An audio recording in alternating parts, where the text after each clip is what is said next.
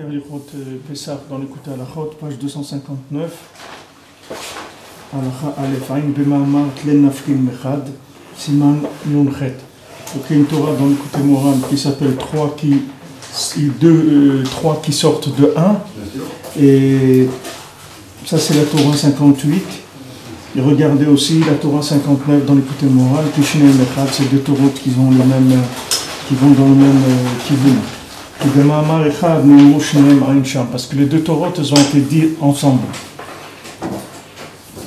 Aleph Zeprinat Achilat Matzah de Pessah. Donc c'est ça le lien qu'on mange la Matzah Pessah, qui a doua chez Yetziat Mitzrayim et Galut Da'at. Parce que c'est connu que la sortie d'Égypte, c'est la révélation du Da'at, c'est-à-dire sortir d'Égypte, c'est se réveiller, c'est prendre conscience de l'existence d'Hachem. Aken Az Zachou le Shalosh Ashpaot Elu. Donc, quand ils ont eu le Da'at, ils ont eu trois abondances qui se sont déclenchées. Be'er, Anan, Uman. Le puits, le Anan, c'est-à-dire le Anan qui les accompagnait, la nuée qui les accompagnait, qui les protégeait, et la manne qui était la nourriture Mina Shomaim. Chez Yotzi Mina Da'at. Ces trois choses, elles proviennent du Da'at. Zeprinat Shalosh Matzot Shel Pesach, Keneged Shalosh Ashpaot Anan. Ça, c'est les trois matzot qu'on met dans le plateau de Pessah. On met une, on dit Kohen, Lévi, Israël, mais c'est par rapport aussi à ces trois ashpaot-là qui sont le puits, la nuée et la manne. Que ces trois, elles sortent du Da'at, Sheoprinat Matzah. Que le Da'at, c'est lien de la Matzah. Qui Matzah, Prinat Da'at. La Matzah, c'est le Da'at. Prinat Moshe Rabbeinu, chez Matzah, et Prinat Machloket Leshem Shomayim. Rabbeinu l'a dit que Moshe, c'est aussi le principe de la Matzah, c'est le Da'at, c'est la Machloket Leshem Shomayim. Chez Prinat Moshe, quand il y a des disputes, pas des disputes, mais des Machloket, c'est-à-dire des désaccords dans les concepts, mais que c'est Leshem Shomayim. Ça c'est Moshe, Prinat Machloket Shammai Hillel Ain Sham. C'est-à-dire Moshe c'est Rosh Tevot Machloket Shammai Hillel. Donc ici on parle du Da'at. Le Da'at, le principe du Da'at, c'est le Chibour des Fachim, c'est-à-dire ce que Rabbeinu l'appelle, il apporte le Da'at, c'est la capacité à quelqu'un de réunir des contraires. C'est-à-dire plus quelqu'un, il a un Da'at qui est grand, plus il arrive à réunir des notions qui sont opposées. Plus le Da'at est petit, et plus la personne, elle doit se limiter à un angle seulement de vision, parce que la pauvreté mentale, ça fait qu'il y a une impossibilité d'accepter la différence et de la gérer. C'est pour ça que pour se marier, il faut avoir du Da'at, pour travailler, il faut du Da'at, pour étudier, pour vivre, Pashut, en aniyut et la mina Da'at. La pauvreté qu'il y a, c'est la pauvreté du Da'at. Parce que si quelqu'un a un Da'at Shalem, si quelqu'un sait faire le lien entre ce monde et le monde futur, s'il sait associer la Torah avec la matière, alors il n'a pas de problème de Parnassa, parce qu'il va recevoir les trois shpaot, ces trois shpaot, c'est-à-dire il a le lien du Be'er, du Hanan et de la manne qui se révèle. Le Be'er, il est toujours là, la manne, elle est toujours là, tout est là. Seulement ça ne concerne que les gens qui ont du Da'at. Alors eux, ils voient la manne. Je vous ai dit, ils ont trouvé cette semaine en Israël, il y a un fleuve qui a commencé à couler comme ça en plein désert. C'est-à-dire, ils ont filmé ça dure 1 minute, mais c'est très fort de voir ça. C'est-à-dire, vous voyez le désert et d'un coup il y a un peu d'eau qui sort, et après beaucoup d'eau qui sort, et après ça devient un fleuve, quoi. Un fleuve dans le désert, qui est né comme ça. Putain, ce fleuve il est né dans le désert. Alors des gens qui regardent comme ça autour un petit peu, après ils sont obligés de se sauver parce que c'est comme une mer, c'est-à-dire ça commence à des milliers de litres qui sortent comme ça. Voilà, c'est-à-dire quelqu'un il voit un désert, il voit c'est quoi le désert, il n'y a rien là-bas dans le désert, il n'y a pas comment quelqu'un va imaginer qu'il va sortir un fleuve Pitom dans le désert, et il sort Pitom un fleuve dans le désert, ça dépend du Da'at, c'est tout. Maintenant quand l'homme Israël il est choser en Eretz Israël, alors ça même c'est une idgalut du Da'at, c'est-à-dire quand quelqu'un il trouve sa place, c'est déjà extraordinaire. Et le retour de Dieu en Israël sur sa terre, c'est un chibour, c'est un Da'at déjà.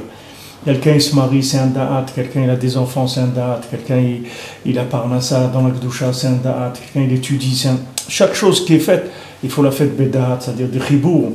Le chibour entre l'infini et le fini. Il faut que ce soit tout le temps lié. Alors maintenant, Moshe, lui, Moshe c'est un spécialiste, c'est-à-dire qu'il s'appelle Moshe parce qu'il est capable de gérer Shammai et Hillel. Parce que pour lui, Shammai et Hillel, c'est la même chose. Il n'y a pas de différence. C'est pas émotionnel comme approche. C'est-à-dire, lui, c'est que Hillel, c'est maintenant la façon de vivre maintenant. Et que Shammai, ça viendra un moment où Shammai aussi, ça sera une façon de vivre. C'est-à-dire que chacun, pour l'instant, on dit que le nian du da'at, c'est-à-dire quelqu'un qui comprend qu'est-ce que c'est tzadik vera alo, racha vetovlo, tzadik vera alo. Quelqu'un il voit un racha et il a la belle vie, etc. Il est riche, tout va bien pour lui. Et un tzadik, on voit que c'est un tzadik et pourtant c'est ra alo. C'est-à-dire que sa vie, elle est difficile. Alors maintenant, c'est le même principe qu'il a le Shammai. C'est-à-dire il y a tzadik chez Alacha Kamoto, et tzadik chez En Alacha Kamoto. Il y a des tzadikim qui sont tellement hauts que la halacha ne peut pas être comme eux, parce qu'ils sont trop hauts. C'est-à-dire c'est trop fort comme notion, donc elles ne peuvent pas descendre dans la réalité de tous les jours. Et il y a des tzadikim qui sont plus dans le palpable, dans le réel. Alors la halacha, elle est comme eux par rapport au niveau qu'il y a aujourd'hui.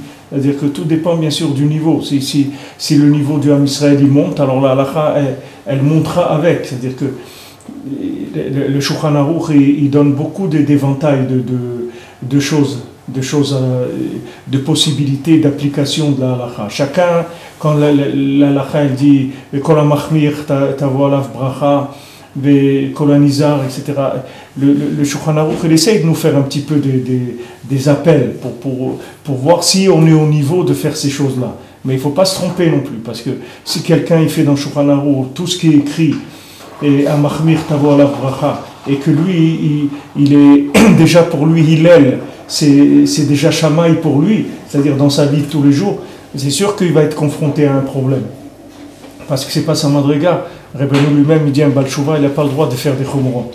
Lui-même, le Rebbe lui-même, justement pour Pessah, c'est à Pessah que Rabbeinu il amène ça, il dit que lui-même, il était très mahmir à Pessah. Même l'eau, il ne prenait pas l'eau.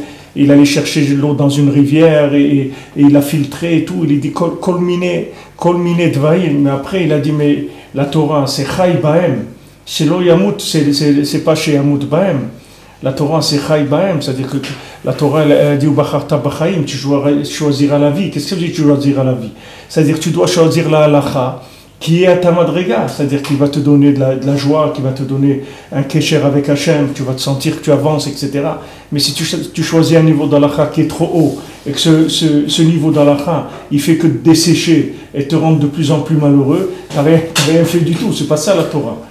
Tu as fait ni comme Hillel, ni comme Shammai, tu as fait comme je ne sais pas qui, mais c'est pas la halakha. La halakha, c'est de trouver le hilour, c'est-à-dire ton diapason, tu as un rythme, chacun il a un rythme, ils doivent suivre ce rythme par rapport à sa famille, par rapport à ses enfants, etc. Il y a des gens, Baruch Hashem, ils ont des enfants, je vois ici des enfants, ils sont extraordinaires, mais le rythme que les parents ils leur ont imposé, ça fait qu'ils n'arrivent pas à danser. Il y a des gens qui savent très bien danser des danses qui vont doucement, tu lui mets à danser des danses qui vont vite, et ils ne savent plus danser, parce qu'ils suivent un rythme. Dans la vie c'est pareil, c'est-à-dire il y a un Ben Adam, il va doucement, c'est tout. Mais il est bien, il est très bien, mais il va doucement. C'est son rythme. Maintenant, tu l'accélères, il est plus bien du tout, c'est fini. Alors les gens commencent à dire, ouais, tu rencontres, regarde comment il est. C'est pas lui qui est pas bien, c'est le rythme. T'as pas trouvé le rythme. Et c'est ça le da'at. Le da'at, c'est le chibour de la Torah avec la vie. C'est ça ce qui s'appelle le da'at. Alors Moshe, lui, c'est Machloket et Shammai et Hillel. C'est-à-dire que lui, quand il voit Shammai et Hillel, il ne voit pas un problème, il n'y a pas de problème, c'est juste deux vitesses, c'est tout. Maintenant on est en première, et après on va passer en seconde, c'est tout. Mais les deux c'est vrai, les deux c'est bien, les deux c'est des kits de connexion à Hachem, les deux ça donne du nachat à Hachem, tout, c'est nifla meod. Tous les deux ils sont extraordinaires, seulement il y en a un qui est possible maintenant, et l'autre il faudra attendre qu'on passe à la vitesse supérieure pour pouvoir vivre comme lui il l'entend. Maintenant, Rabbi Nathan il rapporte que après ça a commencé Machloket Bet Hillel et Bet Shammai, parce qu'il dit Bet Hillel et Bet Shammai, c'est les élèves de Hillel et de Shammai, comme ils n'ont pas été méchamesh leur rave comme il fallait, c'est-à-dire qu'ils ne sont pas arrivés à un chimouche, c'est-à-dire à une... Ils n'ont pas eu le... Ils ont pas pris le côté chimouche, c'est-à-dire ils n'ont pas palpé, ils n'ont pas vécu vraiment la Torah de leur rave. Donc après, ils ont commencé à se disputer. Parce que pour eux, la différence de vitesse, la différence d'approche de la Torah, c'est devenu, mamash, une différence de vérité. Alors que ce n'est pas une différence de vérité du tout. C'est-à-dire, les deux, c'est vrai. Elu ve'elu divrei Elokim chaim. C'est-à-dire, quand on dit, pourquoi on dit divrei Elokim chaim? Pourquoi on ne dit pas Elu ve'elu emet?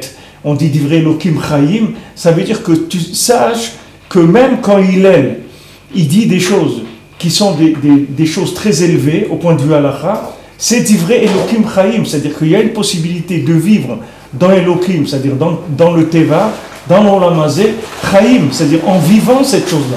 C'est une méthode de vie, mais ce n'est pas une méthode de vie pour nous aujourd'hui. C'est-à-dire la vitesse où on tourne aujourd'hui, on ne peut pas. Mais il ne faut pas dire que ce n'est pas vrai.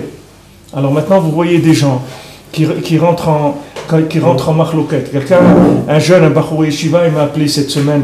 Il m'a dit, voilà, dans Breslev, etc., j'ai découvert un courant, etc., Alors, est-ce que maintenant, quel courant dans Breslev qui est vrai? C'est ça ou c'est ça qui est vrai?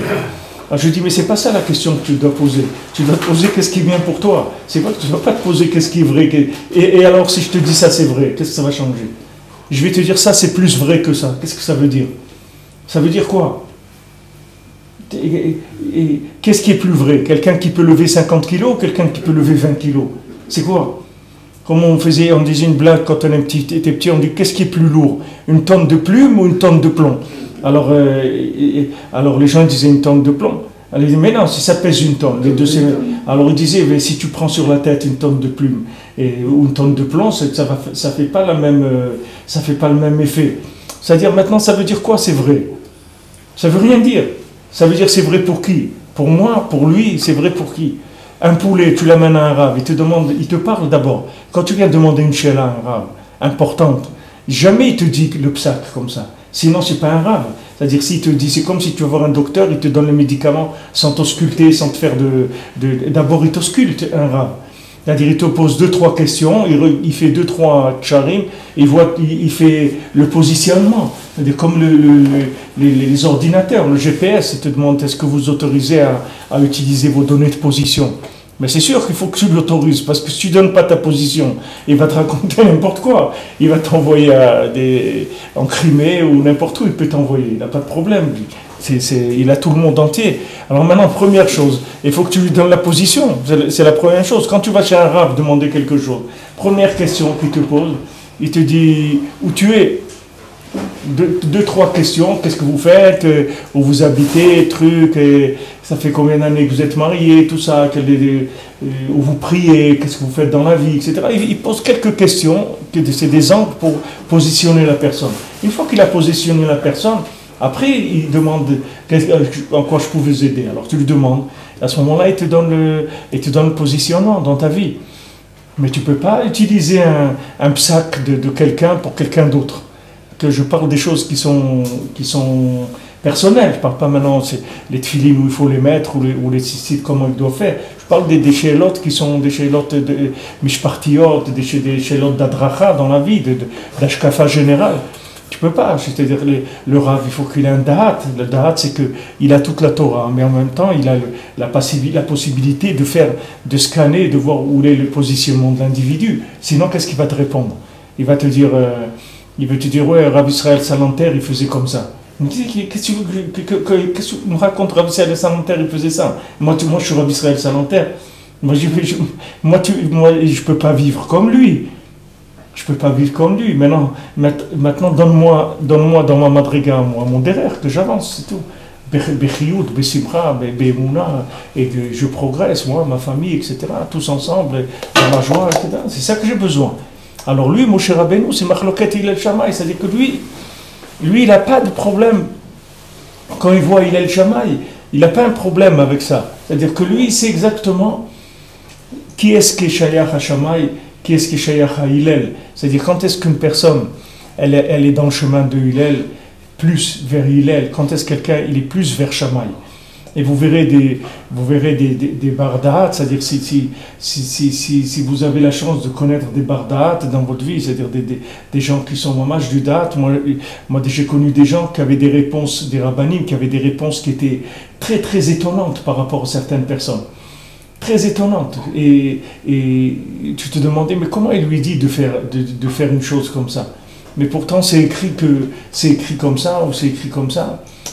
Ça dépend de la personne. Je me rappelle une fois, le Yitzhak, lui parlait toujours de Chatzot dans les Shiurim, mais surtout dans les Shiurim Klalim, comme Asara Betevet, ou Sukkot, ou l'Aïloula de Rabbeinu, ou de Rabbi Nathan et tout. Alors, l'Aïloula de Rabbeinu, elle était axée souvent sur Chatzot, puisque c'est l'ouverture comme on dit, de la saison de la chasse, c'est-à-dire c'est là où ça commence la saison de Chatzot, après Sukkot, etc. Alors, il parlait de Chatzot. Alors il y a un ami à moi qui est chochet, il est venu le voir après, il lui a dit mais moi je peux pas, moi je commence à 4 heures du matin à travailler et j'ai besoin d'avoir toute ma force et tout pour l'abdika de mes couteaux, pour faire la shrita et tout, il faut beaucoup de concentration et tout. Si je me lève à minuit, je reste réveillé 2 heures et je dors après que 2 heures, etc. C'est difficile pour moi. Alors Rabbi Yitzhak lui a dit quand j'ai parlé de Chatzot, j'ai parlé pour tous les gens qui étaient là sauf pour toi. Je n'ai pas parlé pour toi. Ça veut dire quoi? Ça veut dire que maintenant son positionnement, il exclut de cette chose-là. Ça ne veut pas dire que cette chose-là, elle n'est pas bien. Ça ne veut pas dire que lui, il n'est pas bien. Ça veut dire que là où il se trouve, ce shidduch-là, c'est pas possible maintenant. Mais la chose, elle est bien, et Bezrat Hashem, on va y arriver, etc. Mais maintenant, je ne peux pas, c'est tout. C'est deux choses qui ne peuvent pas aller ensemble maintenant. Pour moi, c'est Shammai aujourd'hui. Maintenant, ça peut devenir en quelque temps, ça peut devenir Hillel. Mais pour l'instant, c'est Shammai. C'est quelque chose qui est trop haut pour moi. J'attends, c'est tout. J'attends. Alors maintenant, qu'est-ce qu'ils font les gens? Soit les gens, ils se découragent. Ils disent, bon, de toute façon, je ne vais jamais arriver. J'ai essayé, c'est pas pour moi. Et ils ont et on fait tous cette erreur-là. C'est de se baser sur de nos expériences personnelles dans l'Avodat Hashem pour en tirer des conclusions. Mais c'est pas vrai. C'est-à-dire, l'homme, il évolue, l'homme, il n'est pas le même. Donc, on ne peut pas se baser sur des conclusions d'avant, d'une expérience qu'on a vécue il y a 2 ans ou il y a 3 ans. Maintenant, ça a changé, il faut être ouvert. Et surtout, il ne faut pas du tout construire une charte de vérité qui correspond à la situation dans laquelle je suis aujourd'hui. Parce que la charte de vérité, elle est très large. La charte de vérité, elle englobe tout. La charte de vérité, elle englobe absolument tout ce qu'il y a dans le monde. C'est-à-dire que la charte de vérité, tu dois pouvoir inclure dedans le dernier des goïms et le plus grand des tzadikim dans cette charte de vérité. Sinon, tu as un problème. Si tu dis maintenant que quelqu'un il ne peut pas rentrer dedans, ça veut dire que tu as exclu la présence d'Hachem dans cet individu, dans cette situation, dans cet endroit, etc. Tu as exclu la présence d'Hachem. Mais tu peux pas. Tu peux pas dire, c'est de la avodah zara de dire ça. Tu veux dire que Hachem, il n'est pas dans cette personne-là. Que Hachem, il n'est pas dans tel individu. Tu peux pas dire ça. C'est de la picorsoute de dire ça. Hachem, il est partout. Seulement là où il est cet individu aujourd'hui, son degré de révélation divine, c'est-à-dire son degré de vie par rapport à la présence divine qu'il y a en lui, il est décalé, c'est tout. Mais il ne faut pas dire que l'individu n'est pas bien. Tout est bien. Même Rabbi Nathan, il dit quelque chose dans Ilchot Purim, je crois que j'ai vu ça. Rabbi Nathan, il dit, pourquoi Achashverosh, on ne lui a pas fait faire tchouva? Pourquoi Amalek, on ne lui fait pas faire tchouva? Pourquoi on dit Amalek, il n'y a pas Amalek, il faut le détester? Il dit, c'est à l'encontre du principe de la Torah. C'est-à-dire, pourquoi Amalek, il n'a pas de tikkun? Amalek aussi, il doit avoir un tikkun normalement. Et il dit, et Rabbi Nathan, il ne répond pas. Il répond par la Emouna. Il dit, c'est des niflaot d'Hachem, on ne peut pas comprendre ça. Dans ce monde-là, on ne peut pas comprendre. Un jour, on comprendra. Mais même ça, d'exclure Amalek, c'est une question pour Rabbi Nathan. Il dit, mais comment tu peux exclure Amalek? Ça veut dire que dans Amalek, il n'y a pas Hachem?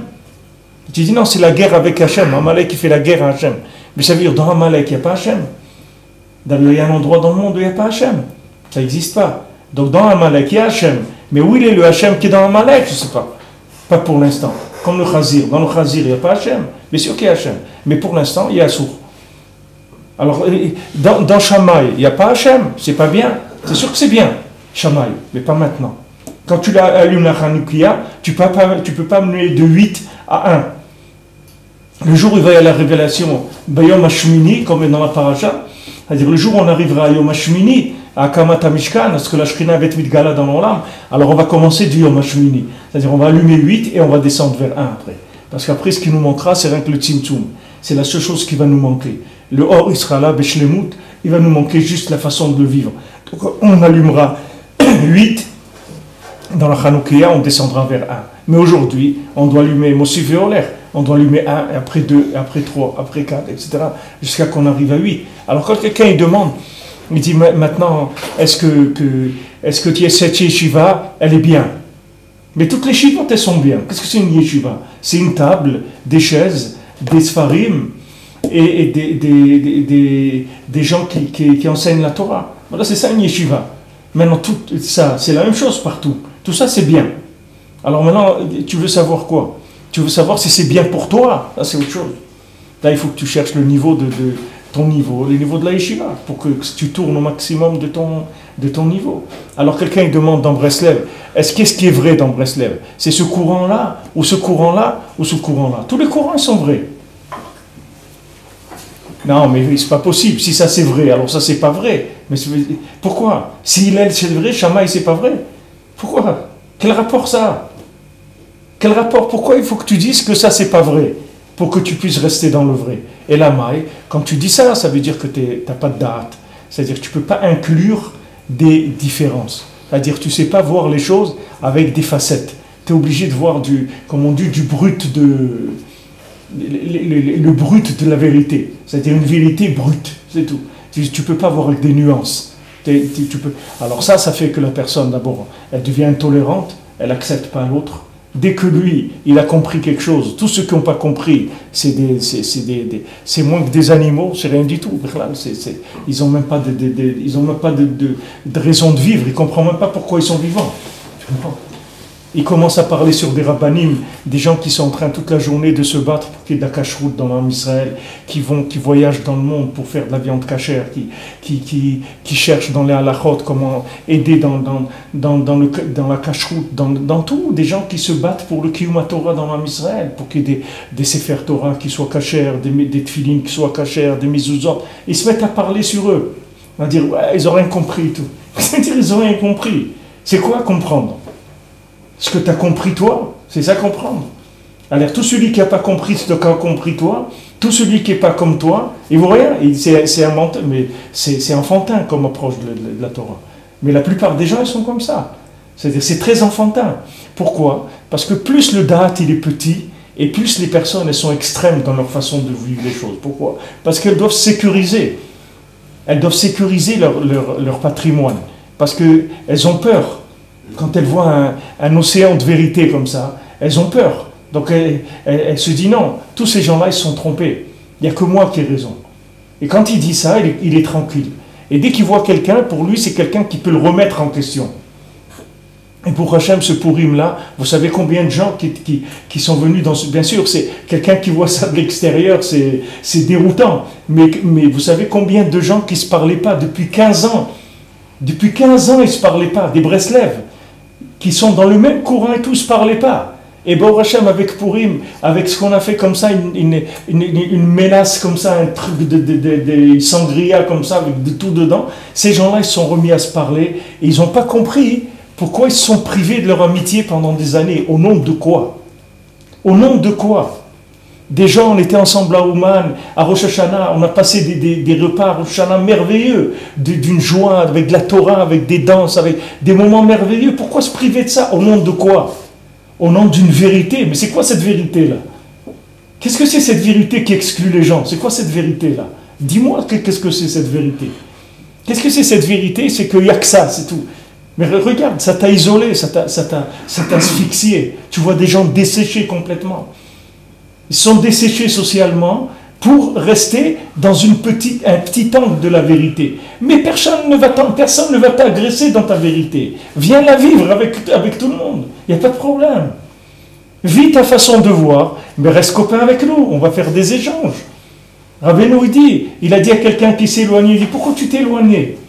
Tu es mieux que nous, c'est pour ça que tu t'es éloigné. Alors viens nous donner, aime-nous, donne-nous ce que tu as découvert. On est intéressés, on est des chercheurs nous aussi. Donc tu as découvert quelque chose, tu es en avance par rapport à nous. Tu es Shamaï, parle-nous un petit peu de Shamaï. Peut-être qu'il y a des points dans le Shamaï qui vont nous réveiller, qui vont nous intéresser et qu'on va avancer.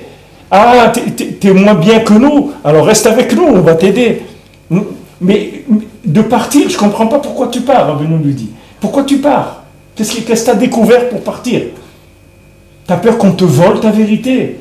Tu as peur qu'on t'influence mal? Et on va te faire quitter ta vérité? C'est quoi cette façon de voir les choses?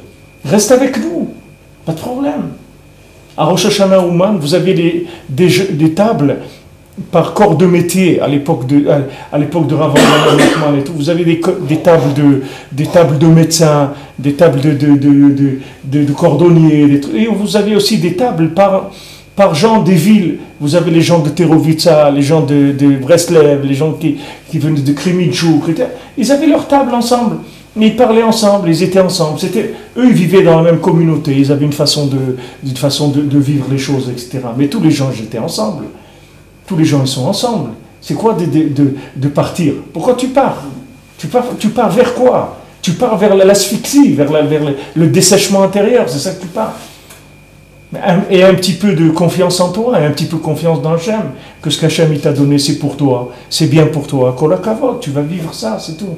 Il y a quelqu'un, il fait sa tefila au Netz, un autre il fait sa tefila à 8 heures, un autre il fait sa tefila à midi. Chacun il a fait quand il a fait, c'est tout. Alors qu'est-ce qu'il y a? Et tout, ils viennent dans le Bembet à Knesset, il y a un minyan après l'autre. Qu'est-ce qu'il y a? C'est pas pour ça qu'on va rejeter quelqu'un. C'est ça, pourquoi j'insiste sur ça? Parce que c'est ça le quart du problème d'un Baal Tshuva. Toute sa vie, c'est ce problème-là. C'est-à-dire, il vit avec des collages par rapport à des choses qu'il découvre dans des livres ou dans des rabbanim. Il découvre des choses qui lui plaisent beaucoup et il commence à coller, à faire découper des morceaux de journaux et il les colle il fait un album. C'est-à-dire, il colle des titres des journaux, il les colle dans un album et après il dit voilà, c'est ça ma charte de vérité à moi, c'est ça ma vie. Mais d'où t'as inventé ça? D'où t'as sorti ça? Qui est-ce qui t'a donné un date pour aller faire des choix pareils? D'où tu sais ça? Il faut un chimouche pour savoir ça. Voilà, les élèves de Hillel et Shammai, c'était sûrement des grands tzadikim. Bet Hillel et Bet Shammai, c'est pas des rigolos, c'est des grands niveaux. Pourtant, ils n'ont pas attrapé la véritable pensée de leur maître. Donc comme ils n'ont pas attrapé la véritable pensée, après ils ont commencé à faire des exclusions. Non, ça c'est pas bon, celui-là c'est pas bon, l'autre c'est pas bon, l'autre c'est pas bon, etc. Mais pourquoi tu dis l'autre c'est pas bon? Dis voilà, ça c'est bon, c'est tout.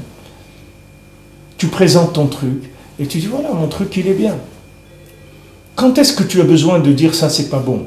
Comme j'ai dit ce matin dans le chiot, quand est-ce que tu as besoin de dire l'autre c'est pas bon? C'est béhémet, quand tout le monde est pareil. Alors là, la concurrence, elle est au maximum.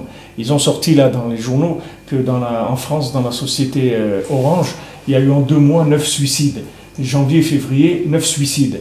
Et l'année d'avant, je ne sais pas combien aussi, d'ailleurs, le directeur qu'il y avait avant, il est en truc judiciaire.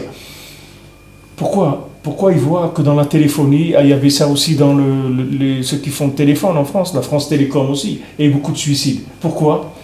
Parce qu'il n'y a plus rien à vendre. Tous les téléphones, c'est les mêmes. Quand tu parles, qu'est-ce que tu vas ajouter à l'autre? Tu vas l'ajouter quoi? Que quand il parle en français, l'autre il entend en espagnol. Alors si toi tu l'as trouvé, l'autre au même moment il l'a trouvé aussi. Il l'a mis dans son téléphone. Il n'y a plus rien. Il n'y a plus de différence. Qu'est-ce que tu vas lui vendre? Quoi? Le prix, il n'y a plus de différence. Ils se battent à 1 centime près. Qu'est-ce que tu veux fournir à quelqu'un dans un téléphone plus que le téléphone et l'Internet? Qu'est-ce que tu veux lui mettre de plus? Que le téléphone il vole? Alors, si ton téléphone il vole, le sien aussi va voler tout de suite après. Tout le monde donc il n'y a plus de différence dans ce que tu vends. Alors là, ça commence la guerre. Pourquoi? Parce que tout est pareil. Alors là, il y a une pression sur les gens qui vendent terrible. Mais quand tu vends maintenant quelque chose qui est différent de l'autre, il n'y a plus de problème. Si tu vends maintenant du fromage, maintenant tu vends du camembert, il y a 10 sortes de camembert. Tu peux dire non, mon camembert, il vient avec du lait qui est de vache qui sent l'air de la mer. Donc ça donne un goût qui est différent. C'est-à-dire que tu as quelque chose à vendre. Tu vends une différence. Donc il y a moins de l'achatz, tu comprends? Mais quand tu vends la même chose, tout le monde vend la même chose, c'est terrible. Et comme j'ai dit ce matin, c'est vers ça qu'on va. C'est pour ça qu'on va vers l'extinction de la vie mamache. C'est que les gens, ils vont vers la fin de la vie. Les jours, les gens, ils vont s'habiller tous pareils. Ils vont manger tous pareils. Ils vont avoir tous la même voiture. Et ça va arriver parce que avec la concurrence qu'il y a, il va y avoir un tel décalage dans le monde que tu ne pourras plus. C'est-à-dire qu'un gars, il ne pourra plus vendre qu'une sorte de voiture. Parce que, par exemple, quand tu achètes une voiture aujourd'hui, il n'y a que 2 ou 3 fabricants dans le monde qui fabriquent les freins des voitures, par exemple. Quand tu achètes une voiture Renault, tu crois que c'est Renault qui fabrique les freins? C'est pas Renault qui fabrique les freins. Quand tu achètes Fiat, tu crois que c'est Fiat? Pas du tout. Fiat, Renault, l'autre, il achète chez 1 ou 2 ou 3 fournisseurs de freins. Maintenant, le jour où tout va devenir comme ça, comme le frein, il va y avoir un gars dans le monde qui fait des freins, c'est tout. Plus personne ne peut s'approcher, parce que dans les prix et dans les trucs et tout, il est imbattable. Alors quand tu vas faire tout comme ça, c'est fini, tu n'auras qu'un truc, tu ne pourras plus acheter 2. Ça sera ça le véhicule, ça sera ça l'avion, ça sera ça le manger, ça sera ça le vêtement, ça sera tout, la chaussure, tout pareil. Tout le monde entier pareil. Et ça, c'est la fin de la vie. Si on arrive à ça, c'est fini. On a terminé. C'est-à-dire on est arrivé au summum du communisme, c'est-à-dire on est arrivé à rendre le monde entièrement communiste et c'est terminé. Le monde est terminé. Alors maintenant, quand quelqu'un il a une vérité, il ne faut pas qu'il rentre là-dedans, il ne faut pas qu'il rentre là-dedans. Il ne faut pas qu'il rentre dans ces concepts-là. Baruch Hashem, tu as une vérité, tu as une façon de voir les choses. Ashrecha, tu es content là-dedans, ça te plaît, tu avances. Baruch Hashem. Mais viens, on parle. Donne-moi un peu de vitalité. Moi, je vais te donner un petit peu. Mais toute différence, ce n'est pas un danger. Il n'est pas dangereux pour Shammai. Il était beaucoup Mechabed Shammai. Entre Hillel et Shammai, ils s'honoraient beaucoup. C'était 2 tzadikim. Ils s'honoraient énormément tous les deux. Parce que eux, ils savaient que chacun il avait sa façon de voir les choses. Mais c'était des tzadikim. Tous les deux, ils cherchent quoi? Ils cherchent Hachem. Ils cherchent une méthode pour vivre avec Hachem. C'est ça qu'ils cherchent. Donc, pourquoi tu rentres dans des histoires? Pourquoi faire des histoires? Tu as ta façon de voir. Bon, Hachem, présente. Rabbeinu, il a dit, vous prenez ma Torah, Rabbeinu l'a dit, c'est comme un magasin de tissus. Alors vous placez tous les tissus dans les étagères et vous laissez un petit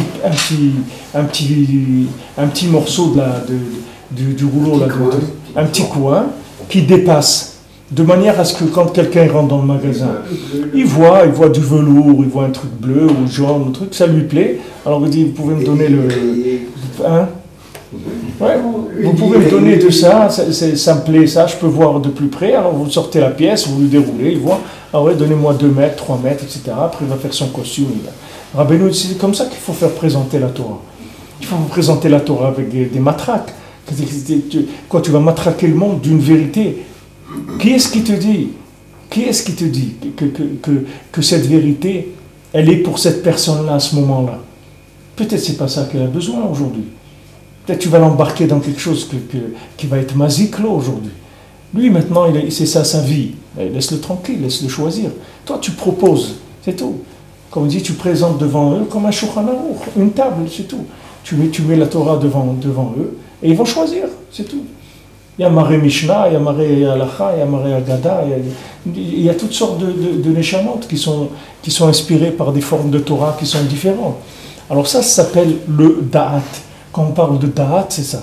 Et le Da'at, c'est Ruach HaKodesh, ça s'appelle Ruach HaKodesh. Que c'est Ruach HaKodesh, ça veut dire la possibilité de faire rentrer la présence divine dans des situations matérielles, dans des situations de ce monde. Ça, c'est le Ruach HaKodesh. Alors, Moshe Rabbeinu, c'est ce qu'il avait, tous les Nevi'im, c'est ce qu'ils avaient, tous les grands tzadikim, c'est ce qu'ils avaient. Alors, Moshe Rabbeinu vient, c'est lui qui édifie le Mishkan, c'est lui qui le lève, c'est lui qui le fait fonctionner. On a vu ce matin, Aaron il rentre, il fait tout ce qu'il faut, les corbanotes de kapara pour Aaron, pour le chet à Egel, parce que c'est lui qui a fait le Egel, les corbanotes du Tzibour, il fait tous les corbanotes qu'Hachem il a dit de faire, et normalement après la Shrina elle devait descendre dans le Mishkan. Maintenant il finit de tout faire, Aaron, la Shrina elle n'est pas là. Alors, d'un côté, Aaron avant il voulait pas, il avait honte de faire les corbanotes. Rachid dit que que Moshe Rabbeinu, il l'a tiré, il lui a dit, viens, et lui, il avait honte. Il dit, comment moi, je vais... Il n'osait pas, parce qu'il savait que c'est ça qui allait déclencher la descente de la Shrina dans le monde. Il avait peur, il avait de la crainte et de la honte de faire ça. Mais Moshe Rabbeinu lui a dit, tu n'as pas crainte d'avoir honte, puisque c'est Hachem qui t'a donné cette place-là. Du moment où lui, il t'a dit de faire ça, ça y est, tu n'as pas de souci à te faire. Ça veut dire que tu es capable de le faire, fais-le, sans honte, sans crainte. C'est ton travail, c'est tout. Fais ton travail. Ce qui lui manquait, c'était la émouna dans ce qu'il devait faire. Lui, il s'est dit, mais qui est-ce qui est capable? Qui est-ce qui est capable comme quelqu'un il m'a raconté, quand Rabbeinu est rentré à Méron, il est rentré dans la cave de Rabbi Shimon. Alors Rabbeinu il a parlé avec Rabbi Shimon. Alors Rabbi Shimon il a demandé à Rabbeinu, Miron. Rabbi Shimon il demande à Rabbi Nachman, Miron. Rabbi Nachman a dit Aniron. Et il y a tout un sikha sur ça, que Rabbeinu l'a parlé avec Rabbi Shimon à Méron. Tout un yann, après comment ils sont montés tous les deux, qu'ils ont fait des yann, il y a tout un sikha sur ça, de quelques pages, de cette discussion-là. Alors maintenant, quelqu'un il rentre quelque part et dit, mais qui c'est qui c'est ça? Il dit, mais c'est moi. Qui est-ce qui peut s'approcher du misbéach et faire un korban, et que la shrina va descendre, un feu il va descendre du ciel, il va prendre il va brûler cette viande, etc. Qui est-ce qui peut faire ça? Il dit, Annie, moi, Aaron, je peux faire. Pourquoi? Parce que Hachem m'a dit de le faire. Donc s'il m'a dit à moi de le faire, c'est que c'est ma place, je suis capable de le faire, il n'y a pas de problème. Alors, vous voyez que après Aaron il dit à Moshe Rabbeinu, voilà, j'ai tout fait, tu vois que la shrina n'est pas descendue. Pourquoi tu m'as fait honte comme ça? Pourquoi? C'est-à-dire, puisque c'est Moshe Rabbeinu qui transmettait la parole d'Hachem. Donc lui, il a dit, fais ça, fais ça, fais ça. Après, il va y avoir la Shrina. Donc lui, il a vu que la Shrina n'est pas descendue. Donc il s'en voulait. Il a dit à Moshe Rabbeinu, mais tu m'as fait honte. Pourquoi tu me fais honte comme ça? Alors Moshe Rabbeinu, il est rentré avec lui. Il a prié et la Shrina, elle est descendue. C'est-à-dire que même que maintenant, tout était en place. Que Hachem lui a pardonné à Aaron la faute du veau d'or et tout. À Fat Piken, le Mishkan, il ne marchait pas encore. Il fallait que Moshe Rabbeinu il prie, c'est-à-dire qu'il fallait qu'il connecte le Mishkan. Même qu'il y avait tout ça. Parce que Moshe, c'est le da'at, c'est-à-dire c'est le principe du chibour. C'est le principe du chibour. C'est pour ça que Rabbeinu il a dit, Avraham ben Nachman a dit, c'est écrit dans Corvéon. On avait fait à une époque à Ouman, tu te souviens, Fabrice, on avait imprimé une feuille rouge, là, comme ça, en plusieurs langues. On avait, en français, en anglais, en hébreu, en yiddish, une feuille comme ça, on avait fait avec des milliers, on avait distribué, il y a longtemps, il y a plus de 10 ans, tout ça. Et c'était Ardout, on avait appelé ça Ardout. Et là-bas, j'avais ramené la sikha de Rav ben Nachman qui dit, s'il y avait le shalom entre les Breslevers, la Géoula, elle serait venue depuis longtemps. Comme ça, il dit Rav ben Nachman. C'est-à-dire, si les Breslevers, ils étaient capables de vivre la Torah de Rabbi Nachman sans faire d'exclusion, alors il y aurait eu la Géoula depuis longtemps. Mais le problème, c'est que, comme la Torah de Rabbi Nachman, elle est tellement puissante, tellement large, que les gens, quand ils trouvent un angle, ils commencent à croire que l'autre, il s'est trompé. Mais c'est pas vrai. Parce que sache que c'est très large. Ça englobe tout le monde. Comme si tu vois quelqu'un, il va tirer des billets dans un distributeur de billets, alors tu as peur qu'après tu viens toi et qu'il n'y a plus d'argent dans le... C'est vrai que des fois il n'y en a plus, mais disons, supposons qu'il est alimenté normalement, c'est pas parce que quelqu'un est venu tirer de l'argent qu'il ne va pas en avoir pour toi. Toi tu vas venir après, tu vas tirer aussi, et l'autre après aussi, et l'autre après. C'est-à-dire que c'est pas parce que maintenant toi, tu vois la Torah sur un certain angle, tu es inspiré par la prière ou par Ouman ou par ci ou par ça. Ce qui t'inspire dans la Torah de Rabbi Nachman, c'est pas parce que toi tu as trouvé ça que l'autre, ce qu'il fait, ça vaut rien. Au contraire, parce que toi et l'autre, tu prends même des milliers de Breslevers ensemble, tous, ils n'arriveront pas, même pas au milliardième de ce que Rabbeinu a voulu dire. Personne ne peut arriver, c'est très élevé. C'est quelque chose qui est très très élevé. Rabbeinu, il a fait une bracha à Rav Aaron de Rouv, le Rav de Breslev, il lui a dit, je te souhaite que 1000 ans ou 10 000 ans après la résurrection des morts, tu comprendras une sikhat roulin à moi. C'est-à-dire, tu comprendras quand je parle d'Ivrechol, pas de Torah. Quand je parle de Divrechon, alors 1000 ans après la résurrection des morts, comme je t'aime bien, alors je te fais cette bracha que tu comprendras 1000 ans après la résurrection des morts, qu'est-ce que j'ai voulu dire quand je parlais des Divrechon, c'est-à-dire des paroles profanes, pas de Torah. Et Rav Aaron, c'était un très très grand tzaddik. Rabbeinu, il a dit, il était un tikkun abrit, il a dit sur lui qu'il connaissait le nigun de la Gemara. Quand il étudie la Gemara, le Rav de Bresler, Rav Aaron, il chantait la Gemara avec le nigun de la Gemara Mamash. C'est-à-dire, c'était un très grand tzaddik. Et Rabbeinu lui a dit, 1000 ans après la résurrection des morts, tu comprendras, je te donnerai une parole à moi de profane, tu comprendras. Alors, il faut se mettre il faut positionner les choses, c'est-à-dire, il faut mettre des coefficients dans les choses. Donc, il y a des angles que quelqu'un, il attrape dans Breslev, celui-là, il est comme ça, celui comme ça. Il faut respecter tout, parce que tout, c'est Divrei Elokim Chaim. Tout, c'est Divrei Elokim Chaim. Ça veut dire que pour lui, il vit ça. C'est sa façon de vivre, Breslev. Pour l'autre, c'est sa façon de vivre. Pour l'autre, c'est sa façon de vivre. Chacun, il a sa façon de vivre.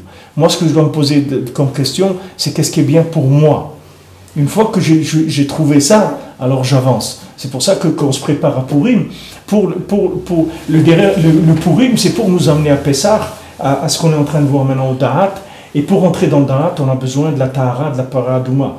C'est-à-dire que maintenant, Purim, la boisson de Purim, le Naforou de Purim, c'est pour nous permettre de rentrer dans Paradouma. Parce que Paradouma, tu ne peux pas rentrer si tu as l'emprise du Sechel. Parce que maintenant, pour sortir d'Égypte, comme on va le voir, que sortir d'Égypte, il faut pas tramettre, d'accord? C'est-à-dire que quelqu'un qui sort d'Égypte, il ne faut pas qu'il mange du chametz. C'est-à-dire qu'il ne soit pas mahmitz le moir. Maintenant, pour ne pas être mahmitz le moir, il faut qu'avant tu passes par la tahara de Paradouma. Et pour passer dans la tahara de Paradouma, il faut le bitoul du moar avec Purim.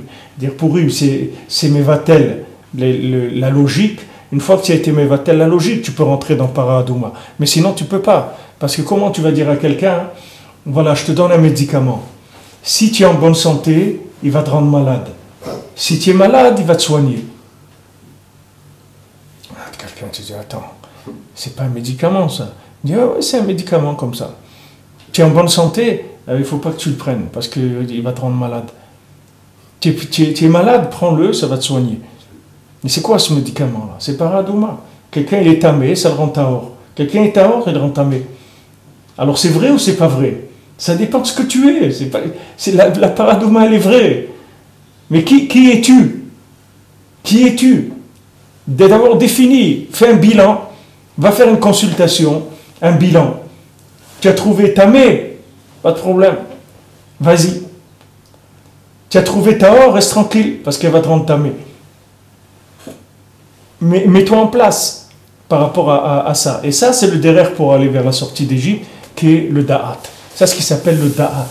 Le Da'at, c'est ça. C'est la possibilité de réunir des Hefachim. Et plus le Da'at il est petit, et moins des contraires ils peuvent vivre ensemble. Et plus il y a de la machloket. Donc Moshe, c'est machloket, Shammai, Hillel. C'est ça Moshe.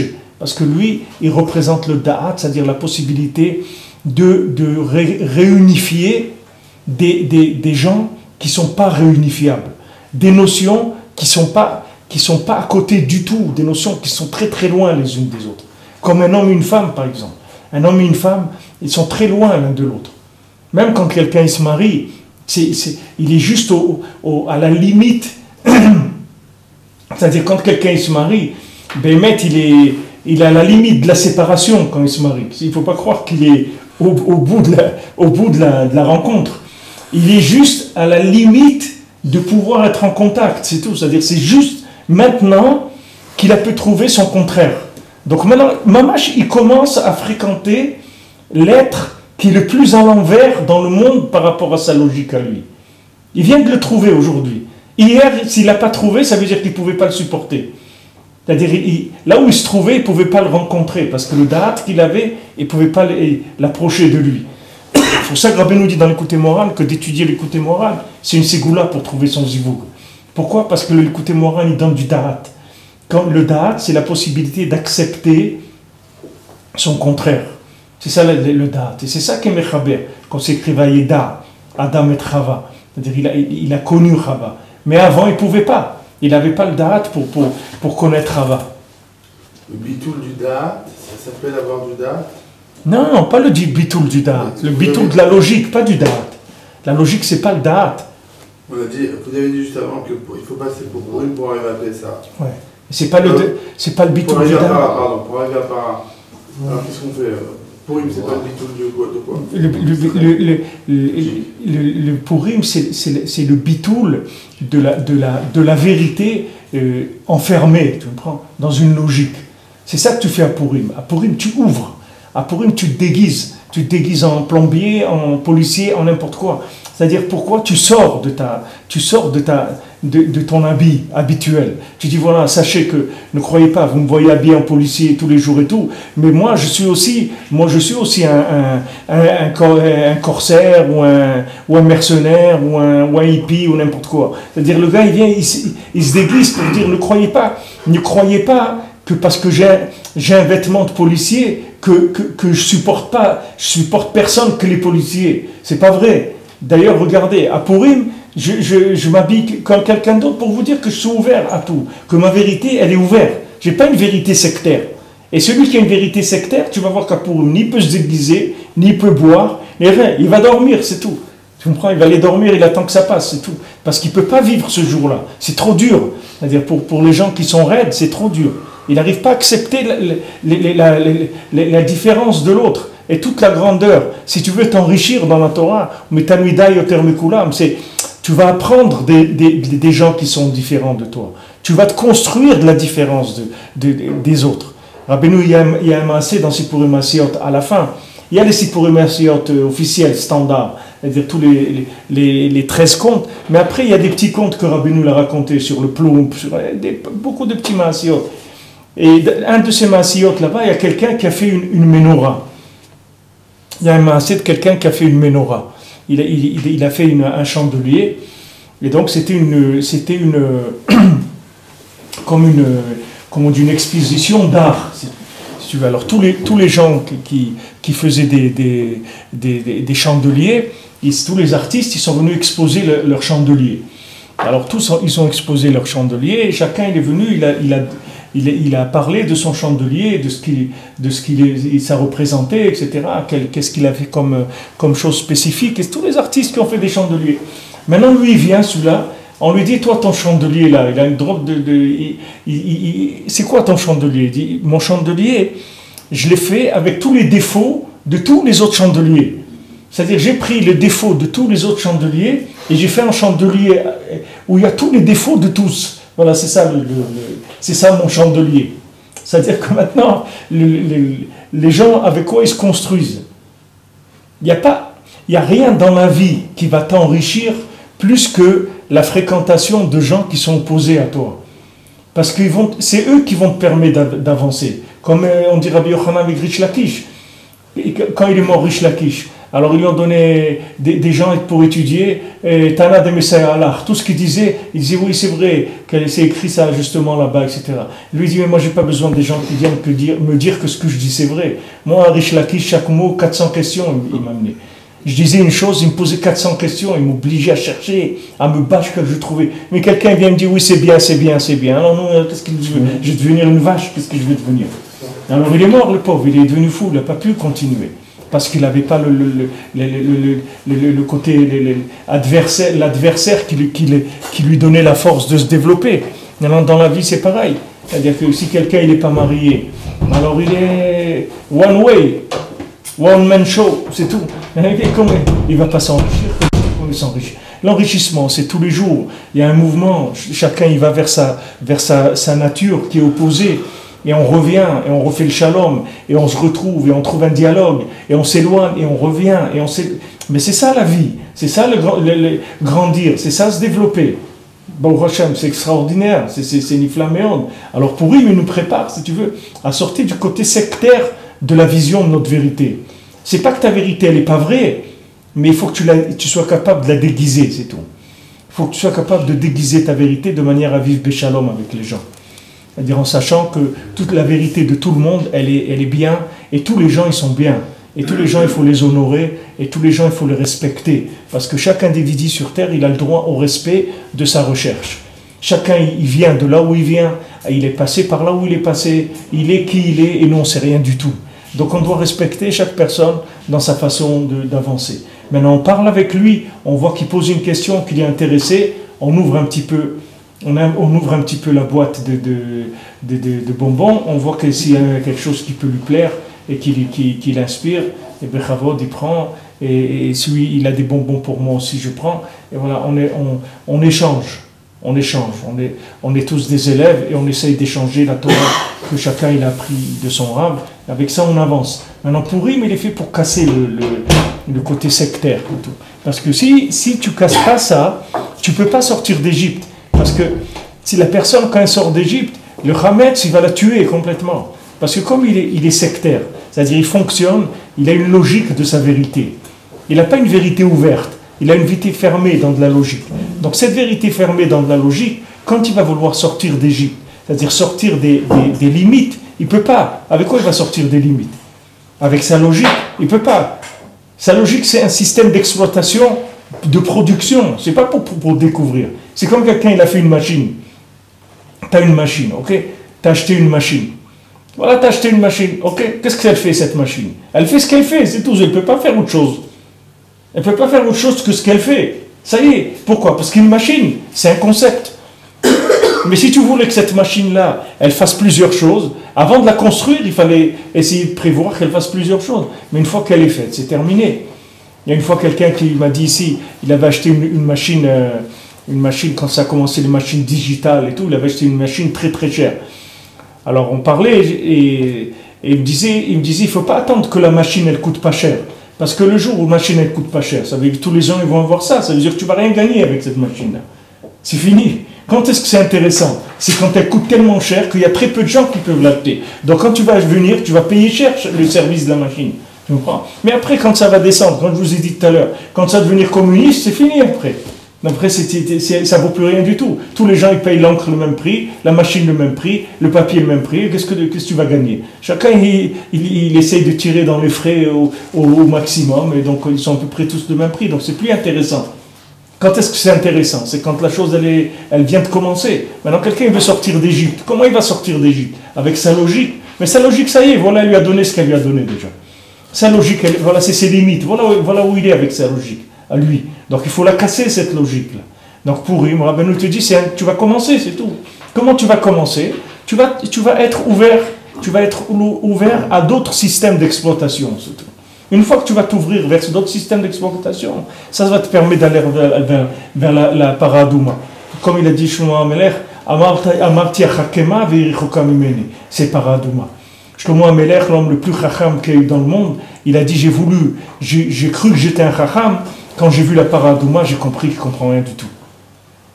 Donc même Shlomo HaMelech, quand il est arrivé devant paradouma, il a posé les armes, comme on dit. Il a dit, devant ça, je ne sais pas comment ça s'attrape, la paradouma.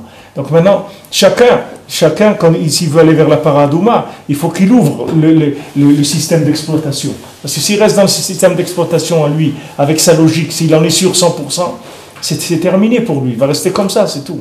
Il va rester comme ça, il va vivre sa jeunesse comme il va la vivre. Après, ça va descendre doucement, et ça va se terminer, c'est tout. Il n'y a pas de tridouche. Quelqu'un, il veut grandir, il veut arriver à des choses extraordinaires, il faut ouvrir. Plus quelqu'un, il ouvre, plus il monte. Plus quelqu'un, il s'enrichit de la différence, plus il monte. Plus il monte, c'est-à-dire que les Chachamim, ils disent que quelqu'un, normalement, et Rav Scherter, il dit ça, il dit que celui qui a une Ishara, il ne va pas au Gehinam. Il dit normalement, quelqu'un, quand il veut se marier, c'est ça qu'il doit chercher. Puisque le but qu'on est là, c'est d'aller au Gan Eden, c'est pas d'aller au Gehinam. Donc maintenant, quelqu'un, quand il se marie, il doit chercher une femme qui est mauvaise, qui est méchante. C'est-à-dire qui est tellement différente qu'elle va le faire souffrir toute sa vie. Et avec ça, il va monter. Mais on ne peut pas dire ça à quelqu'un. Même si la Torah elle le dit, mais tu ne peux pas dire ça à quelqu'un, tu peux dire à quelqu'un, tu vas aller chercher la femme qui est le plus contraire de toi pour te marier avec elle, et comme ça elle va te faire souffrir, parce que tu ne vas jamais la comprendre, elle ne va jamais te comprendre, et avec ça tu vas grandir. Tu ne peux pas dire ça à quelqu'un, parce que c'est un mensonge de dire ça. C'est pas quelque chose qu'une personne elle peut vivre.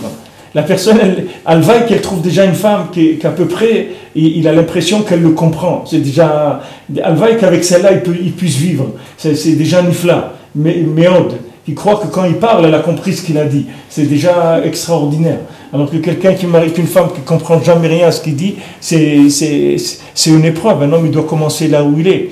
Mais le principe du zivouk, c'est ça. C'est pour ça que les gens, ils n'arrivent pas à se marier. C'est parce que les gens, ils n'arrivent pas à faire Purim. C'est pour ça qu'ils n'arrivent pas à se marier. Parce qu'ils ont une logique qui est fermée. Et le temps n'arrange pas les choses. C'est-à-dire le temps, il fait qu'empirer les choses. Parce que plus les gens ils vieillissent, et plus les vices des systèmes, elles se serrent. Au début, quand vous avez une machine qui est neuve, il y a un problème, vous allez monter une pièce à l'envers, tac, tac, vous déroulez vous enlevez les boulons, vous tournez le truc, etc., vous remettez la pièce en place et en avant. Attendez 20 ans après, et que vous vous rendez compte qu'il faut enlever la pièce, allez vous la dévisser, vous allez voir, elle s'est soudée la pièce là-bas. Avec le temps. Elle s'est soudée. Il faut couper, tu ne sais même pas qu'est-ce qu'il faut faire.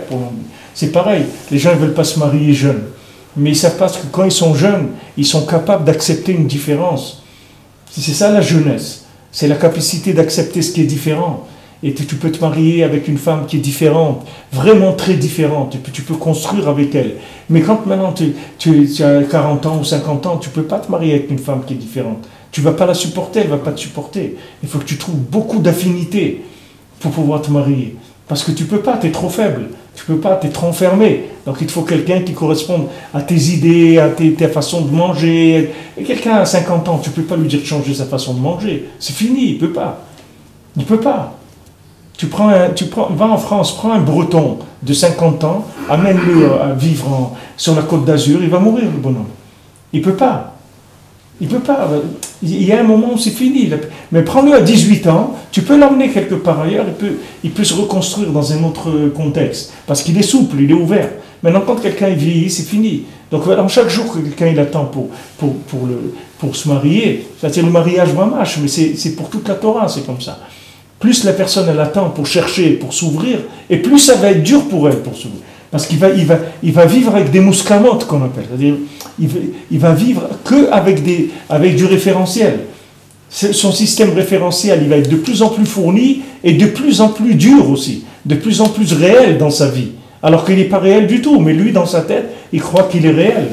Et donc c'est plus vissé, c'est plus dur. Et si Hachem il met rachem sur lui, qui change, il va changer en souffrant énormément. Ça va le faire souffrir terriblement. Parce qu'on va lui casser sa logique, il va être mort complètement. Il va croire qu'il est mort. Et une fois qu'il est mort, il va recommencer à se construire. Mais c'est très très difficile. Il y a un âge où c'est très très difficile de revenir. C'est un âge difficile. C'est pas que la chose elle est impossible, mais elle est très difficile. Ça coûte très cher. Ça coûte le prix de casser la logique d'un Ben Adam, que toute sa vie, c'est son système. Maintenant, tu lui as cassé son système, il n'y a plus rien. Maintenant, il va avec des petits morceaux, il rentre à la synagogue comme un petit enfant de 5 ans. Le bonhomme, il a 60 ans ou 70 ans, il doit commencer comme un enfant de 5 ans. C'est difficile de demander ça. Alors ça, c'est le principe, ce union-là, et c'est un union que je vous répéterai beaucoup de fois, parce que si vous avez cette clé-là dans la vie, vous avez presque la moitié de votre vie, elle est résolue déjà. C'est-à-dire que tous les problèmes, ils sont résolus avec cette clé-là. D'abord, vous êtes béchalom avec tout le monde, vous êtes bessimcha avec tout le monde, il n'y a personne qui vous dérange dans votre vie. Vous acceptez la différence, il n'y a aucun problème. Vous acceptez que quelqu'un est différent. Pourquoi ? Parce que vous-même, vous êtes bien dans votre peau. Chaque individu ne représente pas un agresseur pour vous. Si vous, maintenant, vous avez un paquet d'1 million d'euros dans votre poche comme ça, en espèces, si vous marchez dans la rue et vous savez que tous les gens qui sont dans la rue, ils ont aussi un paquet d'1 million d'euros. Donc vous n'avez pas peur de vous promener dans la rue avec ça. Mais si vous croyez que vous êtes le seul à avoir ça, alors chaque regard, vous l'interprétez comme quelqu'un qui vous suit, quelqu'un qui vous repère. Cette voiture-là, elle est trop proche de moi. Ce truc, tout c'est un film, c'est-à-dire que ça commence un film. Tout ça, pourquoi ? Parce que tu crois que les autres, ils n'ont rien. Mais si tu sais que les autres, ils n'ont rien, ça y est, c'est plus menaçant. La vérité, la vérité de l'autre, elle est plus menaçante pour moi. Au contraire, viens on échange. Viens on échange. On échange notre fortune, on échange notre richesse. Qu'est-ce que tu veux dire ? Non, je ne sais pas si ça rentre dedans. Faut accepter la vérité de l'autre et trouver de la vérité partout. Mais quand on voit des problèmes, donc quand on entend des histoires de détournement de fonds dans des yeshivas ou des histoires de znout, là on voit bien qu'il y a un problème, quoi. Il y a un problème dans le système où il est lui par rapport à ce système-là. Mais toi, tu ne dois pas voir ça, tu ne dois pas rejeter cette chose-là. C'est-à-dire, au contraire, tu dois aider. Toi, tu dois chercher à aider. Il y a un problème quelque part, va aider. Si tu vois un problème quelque part, tu vois quelqu'un qui est stationné au bord de la route, qui a crevé une roue, arrête-toi et aide-le à changer la roue. Tu vois qu'il y a un problème. Mais les gens, quand ils voient qu'il y a un problème, ils confirment, ça confirme leur faiblesse à eux. C'est-à-dire qu'ils utilisent ça pour dire, tu as vu, je t'avais dit que ces gens-là, ils ne sont pas bien. Regarde, tu vois, voilà ce qui s'est devenu. Mais ce n'est pas comme ça qu'il faut réagir du tout, du tout. Au contraire, cette personne-là qui a échoué, elle peut être encore beaucoup mieux que celle qui n'a pas échoué. Parce que justement, comme c'est des gens qui sont des tzadikim, ils sont attaqués dans tout ce qu'ils font. Tu comprends? Ils sont beaucoup plus attaqués. La Gemara, elle dit, pourquoi les Sahara, il attaque les tzadikim? Mais voilà, il y a des Réchaïm dans le monde. Il n'a pas besoin d'attaquer les Réchaïm. Il n'a rien à tirer avec eux. Les Réchaïm, ils sont chez lui déjà. Qu'est-ce que tu veux qu'il fasse avec eux? La Gemara, elle dit, il laisse les Réchaïm, il attaque le Ham Israël.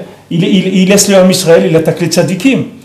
Alors la Gemara, elle te dit, quand tu vois un tzadik qui fait une avéra, le lendemain, tu ne dois pas le considérer mal, parce que c'est sûr que la nuit, il a fait tchouva. C'est la Gemara qui dit ça, c'est la halakha. Tu ne peux pas sortir de ça. Tu vois, moi une fois, tu sais, j'ai vécu ça quand j'étais bachour à la yeshiva. Au début, je ne connaissais pas les trucs d'Israël qui font un jour, je ne connaissais pas ces trucs-là.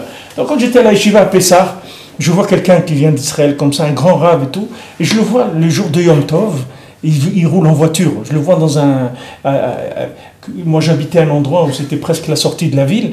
Je le vois là-bas, il a marché, c'est-à-dire il est allé jusqu'à la sortie de la ville, il a pris un taxi, il est parti quelque part, je ne sais pas s'il devait prendre l'avion, je ne sais pas quoi. Moi j'ai vu ça, pour moi c'est comme si quelqu'un transgresse le Shabbat. Moi je ne savais pas que lui il est d'Israël, il fait un jour, etc. Et qu'il y a des possibilités sûrement il était dans un éther, c'était quelqu'un d'important dans la Torah. J'ai vu ça, mais j'ai fermé tout de suite la porte du cerveau. Je dis, j'ai rien vu. J'ai dû me tromper, j'ai rien vu. C'est tout. J'ai refusé ce que j'ai vu. Parce que je pouvais pas le rentrer. J'avais pas où mettre ça. Imagine-toi, je serais resté avec une vision de la personne jusqu'à que après j'aurais connu la halakha, et que oui, etc. Et tout. En attendant, cette personne-là, je la voyais ici en Eretz Israël et tout. J'aurais vu cette personne et dit, celui-là, c'est un rigolo, celui-là.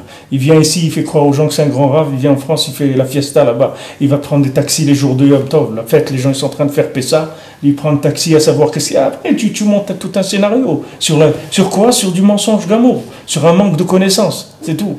Mais ça, tu dois le faire. La Gemara te dit, tu vois un tzaddik qui a fait une avéra, le lendemain, tu dois le voir clair parce que c'est sûr qu'il a fait tchouva. Tu n'as pas le droit. Et quand tu vois justement des trucs où il y a des problèmes, alors pourquoi tu vois ces problèmes-là? Pour que tu pries pour eux. C'est pour ça que tu vois ces problèmes, pour que tu les aides. Tu ne peux pas les aider physiquement, tu n'es pas au niveau, mais prie pour eux. Ne dis pas, voilà, je vous l'avais dit. Alors voilà, encore une preuve, tu marques dans ton carnet, encore un des points. À mon avantage, je vous avais dit que leur truc, il ne vaut rien. Allez, on marque. Et après un autre, et après un autre. Et il vit avec des preuves de la négativité de tout ce qu'il y a autour de lui, de manière à renforcer son positif à lui. C'est-à-dire ce qu'il appelle lui positif. C'est-à-dire il va chercher le mal partout, et avec ça, il ferme plus le positif. Mais ce n'est pas qu'il est en train de se tuer lui-même. C'est l'opposé des Amara. C'est l'opposé des Amara. Oui, c'est le contraire ce qu'il fait. C'est-à-dire c'est le contraire de la vie. Si quelqu'un il arrive un jour, Chaz v'Shalom, disons théoriquement, s'il arrive qu'il voit que le monde entier se trompe, d'accord? Tout le monde entier se trompe. Tout le monde est dans le mensonge. Même sa femme, ses enfants, tout le monde. Il n'y a que lui dans le monde entier qui a raison. Mais ce bonhomme-là, il est fou. C'est un fou. C'est ce qu'Arabénou l'a dit. Il a dit, ça y est, il est fou. Il est devenu fou. C'est ça la définition d'un fou. Il est devenu fou. Avec sa vérité, il est devenu fou. Donc il faut savoir que chaque fois que tu vois le négatif pour enrichir, soi-disant, ta vérité, tu es en train d'aller vers la folie. Ce n'est pas vers le da'at. C'est le contraire du da'at. Et qu'est-ce que c'est le contraire de da'at? C'est un fou. C'est quelqu'un comment on appelle quelqu'un qui n'a pas de da'at? Un fou. C'est-à-dire un choté. Un choté. Il devient fou, le bonhomme. Pourquoi il devient fou? Parce qu'il est massé. Quand il a passé tout le monde en revue, et il a vu que tous les gens ils se trompent, Alors qui est-ce qui se trompe pas? C'est que lui. Alors lui, il est rentré dans un asile, c'est tout. Il est fou. Mais il a terminé sa vie. Alors que s'il prend à l'envers, qui dit non, moi, j'ai ma façon de vivre la chose. Maintenant, les autres, ils ont leur façon de vivre leur chose. Et on doit s'entraider, puisque chacun il va me donner de son expérience, de ce qu'il a, comment il voit les choses. Maintenant, je vois que quelqu'un, il tombe, il fait des choses où il est tombé. Il faut prier pour lui, il faut être gentil avec lui, il faut aller le voir, il faut des recettes, il faut lui dire, si tu peux pas aider et tout, mais tu peux toujours prier pour lui. Mais quand tu vas prier pour lui, au moins tu restes en contact avec la vérité, avec sa vérité à lui. C'est pas parce que quelqu'un dit qu'il a fait une avéra que c'est un menteur. Il a fait une avéra, ok, alors il a fait tchouva, ça en a terminé. Aaron, il a fait le veau d'or. Mais c'est Aaron à Cohen, c'est le premier Cohen du monde. Le deuxième, premier c'est Moshe Rabbeinu, le deuxième Cohen du monde. Toute la Keuna qu'on a dans le monde, tous les korbanot, tout c'est Aaron à Cohen. Et qu'Aaron à Cohen, c'est lui qui a fait le veau d'or. Il a fait ce qu'il a pu pour éviter, mais il n'a pas donné sa vie. Il aurait pu dire, écoutez, moi ça je ne vais pas vous le faire. Alors vous voulez me tuer, c'est tout. Moi ça je ne vous le fais pas. Il aurait pu faire ça aussi. Chour, il a fait ça. Chour, il a dit, moi je ne vous fais pas ça. Moi je ne rentre pas dans votre combine, ils l'ont tué. Et Aaron aussi, il aurait pu se laisser tuer. Mais il ne s'est pas laissé tuer. Il a essayé de jouer avec la chose et d'essayer de gagner du temps, etc. Sauf, il a fait le veau d'or. Ah, il peut s'en vouloir toute sa vie d'avoir fait ça. Mais on dit non, voilà ça, il a fait tchouva. C'est réglé, l'affaire elle est réglée, on n'en parle plus. Il a composé. Hein? Il a composé. Ouais. J'ai une question, c'est qui me dit que c'est vrai? Quoi? Sur quelle base? Je me dis, je peux mentir d'arrêter d'être. Mais qui me dit que ce qu'il fait, c'est vrai? Ce qui est vivant, c'est juste. Ce qui est vivant, c'est vrai. Peut-être pas pour toi. Il y a plein de gens qui sont vivants, mais c'est pas vrai ce qu'ils font. Non, s'il y a de la vie, ça veut dire qu'il y a Hachem. Et Hachem, il est vrai. C'est rien qu'un Malek que c'est une shéla, de logique. Mais tout le reste, il n'y a pas de problème. Rabbeinu, tu dis, dans chacun, il y a une Nekuda Torah. Mais peut-être dans chacun, il y a une Nekuda de Amalek aussi. Hein. Ça peut être quoi? Ça peut être un Amalek. Non, mais on dit que c'est une Berina maintenant, Amalek. Et là, Amalek, c'est Mefouza. Ok. Et c'est le Kolech Adver. Alors, il y a une Berina d'Amalek. On voit de la vie et du Amalek. Okay. Et du Amalek et de la vie. Okay. Chez nous aussi, c'est pareil. Quelqu'un peut être dans la Torah et prier et tout. Et il a une partie en lui d'Amalek et une partie. Alors, on ne va pas s'occuper d'Amalek, mais on s'occupe du bien qui est en lui. L'autre, il ne nous intéresse pas. Regarde, il y a des gens qui sont ici, qui sont des gens qui sont des sionim ou des gens contre la Torah ou des trucs et tout, et tu vois chez eux, pitom, une nekuda de juifs extraordinaire, une nekuda de Messirut Nefesh pour l'homme Israël extraordinaire. Ben ça, c'est vrai. Et il n'y a que ça chez lui qui est vrai. Le reste, c'est pas vrai. Pourquoi je vais aller regarder ce qui n'est pas vrai? Je regarde ce qui est vrai. Ce qui n'est pas vrai, qu'est-ce que tu veux que je fasse avec? Qu'est-ce que tu veux que j'en fasse de ce qui n'est pas vrai? En quoi ça va m'enrichir? Mais des fois, ça c'est un support pour véhiculer du Amalek. Ok, mais moi je cherche pas Amalek, moi. Moi je cherche pas à vivre avec Amalek, c'est pas ma vie, moi, Amalek. C'est pas ça que je cherche dans ma vie. Moi je cherche à me rapprocher d'Hachem. Et ce bonhomme-là, il a une pièce du puzzle. Maintenant cette pièce de puzzle, elle est dans une poubelle. Mais il a une pièce du puzzle du monde. Pourquoi tu veux que je le rejette? Qu'est-ce que j'ai à gagner de ça? De ne pas être contaminé. On n'a pas dit, je vous ai dit, on n'a pas dit de le fréquenter. On n'a pas dit de le fréquenter, mais on a dit de le respecter, de savoir que là-bas il y a du bien, même si tu ne le vois pas. Le fait que maintenant quelqu'un est vivant, ça veut dire qu'il peut faire tchouva, il peut se rapprocher d'Hachem. Donc ça, tu dois le respecter. Et tout. Maintenant, le fait que tu respectes ça, ça fait que tu t'alimentes du bien qu'il y a dans le monde. Il faut être intelligent, il faut être haram. Il faut être un businessman, il faut savoir comment ça marche les affaires. Il faut pas rejeter des possibilités de t'enrichir. C'est dommage. Tu vas t'appauvrir. Même si tu es vrai 100%, mais c'est pauvre. Tu comprends? Même si c'est du 100% vrai, mais c'est pauvre. Tu comprends? Sauf c'est pauvre. Parce que tout le vrai que tu peux avoir, tu n'es qu'un bonhomme, c'est tout. Tout le vrai que tu peux avoir en toi. Tu n'es pas le sadique de la génération. Donc tout le vrai que tu peux avoir en toi, c'est que si tu es arrivé à être vraiment un bardat avec tout la Torah, tout ce qu'il faut, tu peux représenter un 600 millième de la vérité. Si tu es chalem. Maintenant, si tu n'es pas chalem, des coupes en morceaux, tout ça, tu vas voir qu'est-ce qui reste. Alors vraiment, tu as besoin de la vérité des autres. Tu en as vraiment besoin. Maintenant, comment gérer ça? Ce rapport avec l'autre, c'est une Torah qu'il faut apprendre ça. C'est-à-dire, moi je ne vous ai pas parlé de la méthode de gestion de ça, mais il y a une méthode comment on gère ça. On n'est pas mitraber avec lui. On n'a pas besoin d'être mitraber avec lui. Si maintenant lui, on voit que c'est dangereux pour nous, on n'est pas mitraber avec lui, mais on le respecte. On a un œil respectueux par rapport à ça. Cet œil respectueux, il fait que tu t'alimentes du bien qu'il y a en lui. Et n'importe qui comme ça. N'importe qui, qu'il soit juif, qu'il soit goy, qu'il soit n'importe qui. Il faut avoir un mardim shalom le koladam. Même un goy, il vient, il passe, tu lui dis bonjour monsieur. Qu'est-ce qu'il y a? Makar. Tu ne peux pas dire bonjour monsieur, il va te faire bonjour, c'est une bracha. Tu as pris la bracha d'un goy. Qu'est-ce qu'il y a? Ça va te faire du mal. Tu vas te dire bonjour monsieur, pourquoi tu ne vas pas lui dire bonjour? Makara. Qu'est-ce que ça va te rapporter de tourner la tête, de ne pas le voir? En quoi ça va te faire avancer ça? C'est de ça qu'on parle. C'est pas maintenant d'aller de mitraber dans la Touma. C'est pas ça qu'il faut faire. Maintenant, on parle de savoir, d'être ma'amine, qu'il y a du bien partout.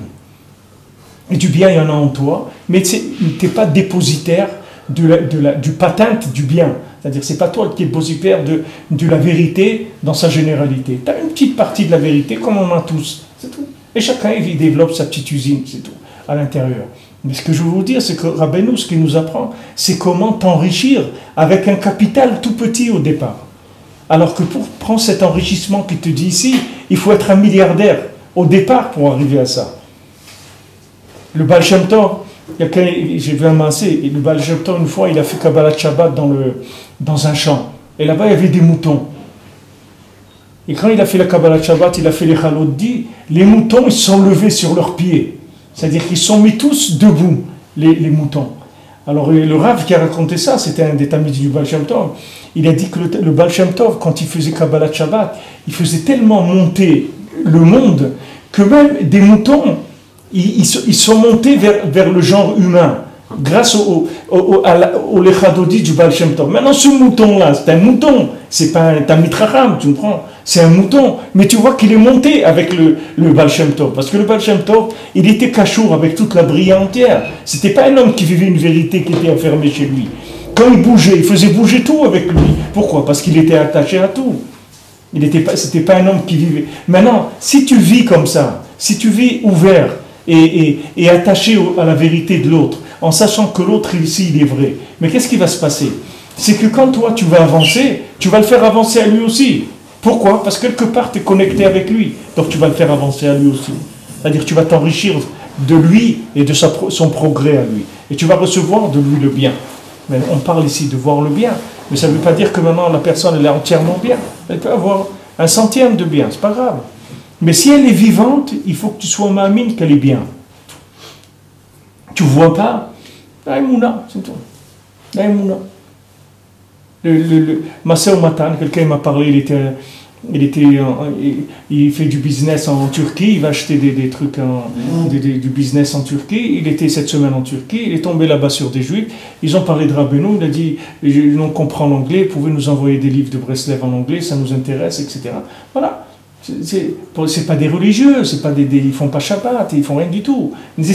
Mais une parole est venue, tac, ils ont fait un échange.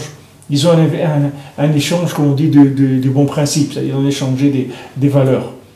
Maintenant, tu vas envoyer un livre là-bas. Lui, il va le lire, ou son fils, il va le lire, ou sa femme va le lire, ou son cousin va le lire, ou il va l'oublier dans un hôtel. C'est une chaîne, c'est une chaîne. Il faut rentrer dans ces chaînes-là. Parce que c'est un business énorme. Tu peux t'enrichir, même si tu es un pauvre type, tu peux t'enrichir. Rabbeinu, il a dit ça, il a ramené ce maasé. Quelqu'un, il est venu voir un roi, et il lui devait de l'argent. Alors il lui a dit, Majesté, je viens vous voir parce que j'ai un gros problème. Il dit, c'est quoi ton problème? Il dit, je ne peux pas vous rembourser. Il dit, tu ne peux pas me rembourser, alors tu sais ce que tu vas faire? Tu vas aller chercher l'argent de tous les gens qui me doivent.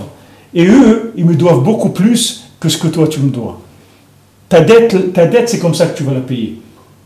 C'est-à-dire, comme Rabbeinu dit que celui qui a été pogam dans Kéri, alors Tikkun c'est Yakar. Motzi Yakar Mizolel. C'est-à-dire, quand tu fais sortir un juif de Ziluta de Galuta, c'est-à-dire du Zilzoul de la Galoute, c'est Metakem le Kéri. Le Kéri, c'est quoi? C'est le contraire de la vie. C'est du plaisir sans vie. C'est la mort, le Kéri. C'est-à-dire quelqu'un qui a eu des écoulements pour rien, ça veut dire qu'il a pris cette chose-là pour du plaisir d'amour sans donner la vie. Alors comment ça, c'est fait pour être molide, pour donner la vie. Donc c'est une attitude dans la vie, c'est pas que dans ce lien-là, c'est une attitude générale. Donc maintenant, quelqu'un qui a une attitude comme ça, c'est-à-dire qui est fermé sur lui-même, c'est-à-dire qui vit sa vérité fermé sur lui-même. Si maintenant, il est un peu intelligent et il se sent pauvre à l'intérieur de lui-même, alors vas-y, ouvre, va chercher les dettes des gens. Le roi, il te dit, ok, tu peux pas me payer, pas de problème. Va me chercher l'argent des autres. Et ça, avec ça, tu vas me rapporter beaucoup plus que ce que tu m'avais payé, toi. Maintenant, même, ne me paye pas. Je n'ai pas besoin que tu me payes. Parce que ce que tu vas me rapporter, ça représente beaucoup plus. C'est pareil. Ce que je vous disais tout à l'heure. Tu es un grand sadique. Toi, tu crois que tu as compris beaucoup de choses. Alors, ouvre un centre, donne des cours aux gens. Apprends-leur ce que tu as appris. Tu sais beaucoup de choses. Allez, donne. Tu sais rien, tu es un pauvre type. Va chercher s'il y a des gens qui savent. Va ramasser. Mais sinon, il n'y a pas de troisième attitude. C'est quoi la troisième attitude? Je suis pauvre, je reste enfermé sur moi-même, tu vas mourir. Qu'est-ce que tu vas faire si tu restes enfermé sur toi-même? Toi-même, tu reconnais que tu es pauvre. Tu vois, tu essayes de rentrer dans la Torah, tu essayes d'avoir de la Gdusha, tu essayes d'avoir de la Simcha, tu essayes de ça. Tu vois que tu n'arrives pas, ça ne marche pas. Donc tu vois que tu as un problème. Ça ne marche pas bien ton système. Alors, va t'enrichir des autres, c'est tout. Va t'enrichir des autres. Si tu peux pas, toi-même, tu n'as pas arrivé à trouver de la richesse en toi. Tu n'en as pas assez. Tu n'as pas une assez grande richesse pour faire un système d'exploitation qui soit correct. Va t'enrichir de la richesse des autres. Va prendre des autres et monte. Et tu vas voir que tu vas arriver à des choses extraordinaires. Tu vas devenir un milliardaire spirituellement. Alors que tu es parti, que tu étais un mendiant au départ. Un mendiant mamash. C'est-à-dire que tu n'avais rien du tout. C'est-à-dire même pas la force de faire la tfila, tu ne l'avais pas. La force d'étudier une demi-heure, tu ne l'avais pas. La force de ne pas t'énerver, tu ne l'avais pas. Plein de choses que des ta'avot que tu n'arrivais pas à être midgaber. Maintenant, avec l'enrichissement que tu as pris des autres, tu arrives maintenant. Tu te lèves à tfila, tu peux lutter contre les ta'avot. D'où ça vient cette richesse-là? Ça vient de ce que tu as pris des autres. Et ça ne les a pas appauvris, au contraire. Quand toi, tu vas utiliser leur bien, tu vas leur faire du bien à eux aussi. Parce qu'en utilisant le bien qu'ils ont en eux, tu les fais sortir à eux aussi. Rabbeinu dit, quand tu regardes le bien qu'il y a en lui, tu le fais sortir mamash de l'endroit où il est le bonhomme. Parce que tu crées un lien avec lui. Tu fais un fil avec le bien qui se trouve chez lui, et en tirant ce fil-là, tu tires le bonhomme complètement. Tu le fais sortir. Donc tout le monde a à gagner là-dedans. Il n'y a rien à perdre là-dedans. Il n'y a rien à perdre du tout. Les gens disent, ouais, mais il risque de m'influencer. Mais qui est-ce qui t'a dit d'aller là? Il t'a pas dit quelqu'un, il t'a pas dit de vivre avec lui. Quelqu'un t'a dit déjà de respecter l'individu, c'est tout. Je le respecte. Il est bien, je lui demande, tu as faim, tu as soif, tu vois, tu rentres chez des Chassidim, n'importe où dans le monde, va à Londres, va là où il y a des Chassidim, en Anvers, en Amérique, et tu rentres chez eux, etc. Ils te disent shalom et tout, viens, assieds-toi. Ils te donnent à manger, c'est la première chose qu'ils te donnent. Et ils te donnent du manger de Shabbat dans la semaine. Du poulet, du poisson, des trucs, c'est dans la semaine. Ils ne te parlent pas, ils ne te disent rien du tout, ils t'amènent à manger, c'est tout. Et après, si tu veux parler, mais déjà, tu vois un Ben Adam, il vient comme ça, mais il a faim, il vient de quelque part. C'est la première chose, de donner des choses à manger. C'est un côté humain, il y a un côté humain dans la vérité. Seulement que quand les gens ils s'enferment dans le sechel, ils deviennent très rigoureux, très exclusifs dans leur vision de la vérité. Et après, il commence à parler la shonara. Il a besoin de parler la shonara, celui-là, sur l'autre. Pourquoi? Pour dire que lui, ce qu'il a, c'est vrai. Et c'est pas comme ça qu'on développe la vérité. C'est pas en faisant la shonara sur les autres. La vérité, si maintenant tu te sens faible, alors Dafka, tu as besoin de shalom avec tout le monde pour t'enrichir du bien de chacun. Baruch Hashem, tous les gens qui sont là, tous les gens qui sont en Eretz Israël, le fait qu'ils sont montés en Eretz Israël, c'est quelque chose à apprendre d'eux. Parce que chacun, il est monté avec une approche différente. Chacun, il a une approche différente. Et c'est intéressant de voir. Il y a des gens par exemple, il y a des gens, jamais ils jettent des poubelles en Israël. Jamais ils jettent un papier par terre ou un truc de bonbon ou n'importe quoi. Jamais. Parce qu'ils respectent, ils ont un respect de la terre. Ils disent, la terre d'Israël, pas jeter des poubelles sur la terre. Mais ça, tu vois quelqu'un, tu apprends de ça. Qu'est-ce que tu apprends de ça? Maintenant, si ce bonhomme-là, il est à l'envers complètement dans le reste, c'est pas ça qu'il faut regarder. Cette chose-là, c'est une source d'inspiration pour toi. Tu le prends, ça te donne un peu d'amour de l'Eretz Israël, un peu de crainte d'Hachem, de crainte de respect de la terre. Voilà, tu as gagné, tu as pris un petit truc, et encore un autre, encore un autre, encore un autre. Tu peux te construire de zéro, comme ça. Même si, au contraire, si quelqu'un il dit qu'il est nul, il doit faire ça encore plus que tout le monde. Et si quelqu'un il est très fort, alors ouvre un centre de distribution. Tu as une usine, distribue. Tu es pauvre, il y a des endroits où on distribue. Va chercher, tout le monde distribue. Va chercher, enrichis-toi du bien de chacun. Et même des goïms, tu parles avec un goïm. Moi, combien des goïms avec qui j'ai parlé qui m'ont donné des ourets de tchouva, ils m'ont aidé à faire tchouva. Des goïms, des gens qui étaient complètement dehors de la Torah. Mais en parlant avec eux, j'ai vu des choses que j'avais besoin de prendre. J'avais besoin de prendre ces choses-là. Ça m'a aidé. J'ai fait un bout de chemin dans ma vie avec ce qu'ils m'ont dit. Pourquoi rejeter? Parce qu'il n'est pas juif, il n'est pas dans la Torah, il fait pas. Et après, les gens, ils rentrent. C'est comme les poupées russes, là. Tu as la grosse, elle est comme ça. Après, tu ouvres, tu es une plus petite. Après, tu ouvres, elle est plus petite. Et là, après, tu trouves une, tu ne peux même pas l'ouvrir. C'est comme une tête d'épingle. Elle est minuscule, minuscule. C'est ce qu'ils font les gens avec leur vérité. Ils s'enferment, ils l'enferment, ils l'enferment, ils l'enferment, ils l'enferment. Et le gars, il devient de plus en plus petit, de plus en plus petit dans sa vérité. Ça s'asphyxie complètement. Mais ouvre! Tu as des distributeurs partout, le monde entier distribue du bien. Pourquoi tu ne prends pas? Toutes les situations, tu as une station-service, il y a une épicerie, tu as dans un truc. Partout, il y a une distribution de biens. Dans tous les endroits, on distribue du bien.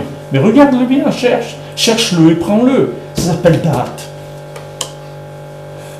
Ça, c'est Moshe. Comme on l'a dit l'autre fois, il était capable de s'attacher au bien qu'il y a dans chacun. C'est comme ça qu'il est devenu Moshe. Il faudrait qu'il est devenu Moshe parce que c'était lui-même un distributeur de biens. Comme on dit, celui qui a vu son portrait, il a dit, mais c'est un assassin. Il y avait un roi, je ne sais pas si c'est en Égypte, un roi qui a envoyé quelqu'un pour voir Moshe Rabbeinu. Il lui a dit, fais-moi à l'époque, il n'y avait pas les photos. Il y avait les gens, ils dessinaient. Il a dit, fais-moi le portrait de ce Moshe Rabbeinu. J'ai entendu parler de lui, je veux voir un portrait. Quand il a vu, il a dit, mais c'est un assassin, cet homme-là. Que tu m'as amené le portrait d'un assassin. Parce que Moshe Rabbeinu, comme il était taillé, lui, c'est un assassin. Mais qu'est-ce qu'il a fait? Justement, parce qu'il se sentait nul, et qu'il bégayait, et qu'il truc et tout, il s'est lancé dans le plus gros business qu'il y a dans le monde.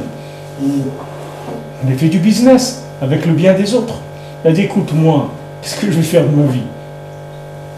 Ouais, je vais m'occuper d'eux, c'est tout. Et il a ramassé le bien de chacun. Il s'est attaché au bien de chacun. Et c'est comme ça, il a eu les 600 000 lettres de la Torah qui sont venues en lui. Rabbeinu dit dans Sefer Amidot, quelqu'un qui se met au service de la communauté pour enseigner la Torah, on lui donne toute la Torah cadeau. Toute la Torah entière, on lui fait cadeau. Parce que c'est ça la Torah. Qu'est-ce qu'il a fait? Pourquoi il enseigne? Parce qu'il sait que celui-là, il est bien, et l'autre il est bien, et l'autre il est bien, et l'autre il est bien. Après, il reçoit de la partie de la Torah de chacun. C'est ça Moshe. Machloket Shammai Hillel, c'est ça Moshe.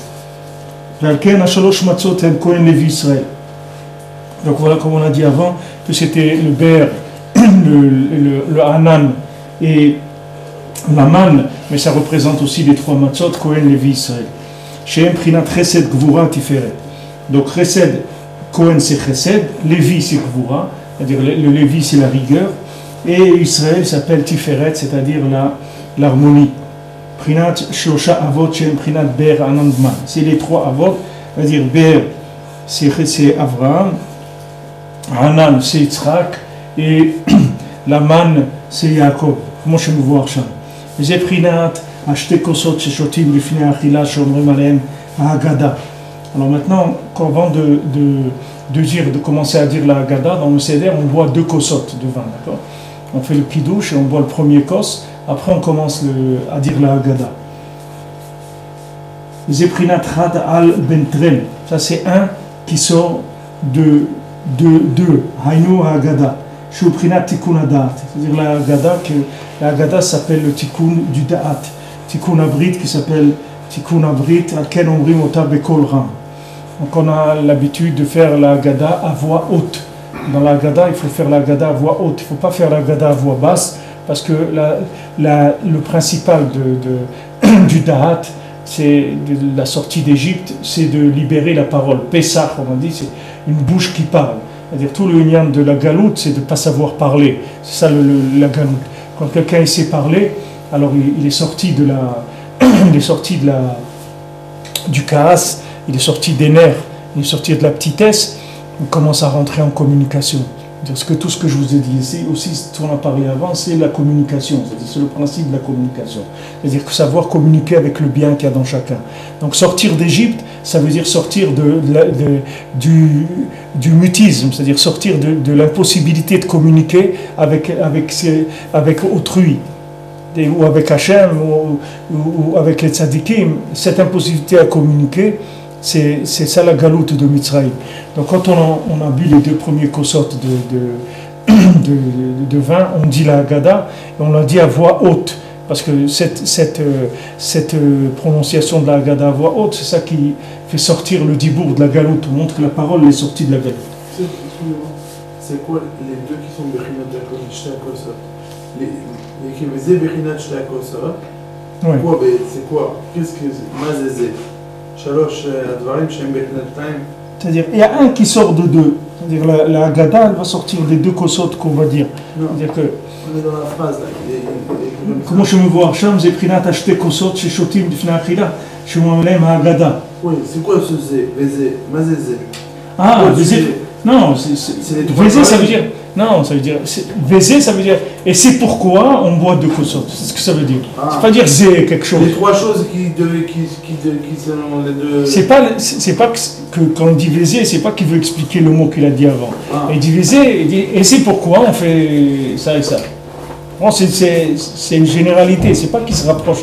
Il veut expliquer quelque chose de spécifique. C'est le principe. Ça bloque à chaque fois. Des fois quand je lis, à chaque fois ça me bloque. Non, c'est une façon de. Il faut comprendre la lecture, c'est tout. Rabbeinu dit que toute la Torah, c'est un qui savoir lire, c'est tout. Au Maroc, quand il disait quelqu'un il lerne, il disait il lit. Il ne disait pas il lerne, le mot lerne, étudier. Il disait il lit.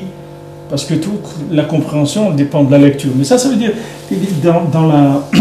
dans les concepts du Sod, de la Chassidoute, c'est des principes, si tu veux. Alors quand il te dit, et c'est pourquoi, voilà, il y a 2. Mais ça ne veut pas dire une chose spécialement. C'est-à-dire on avance dans le principe, mais ça ne se rapporte pas à une chose spécialement. C'est pas relié aux 3 choses de Havot.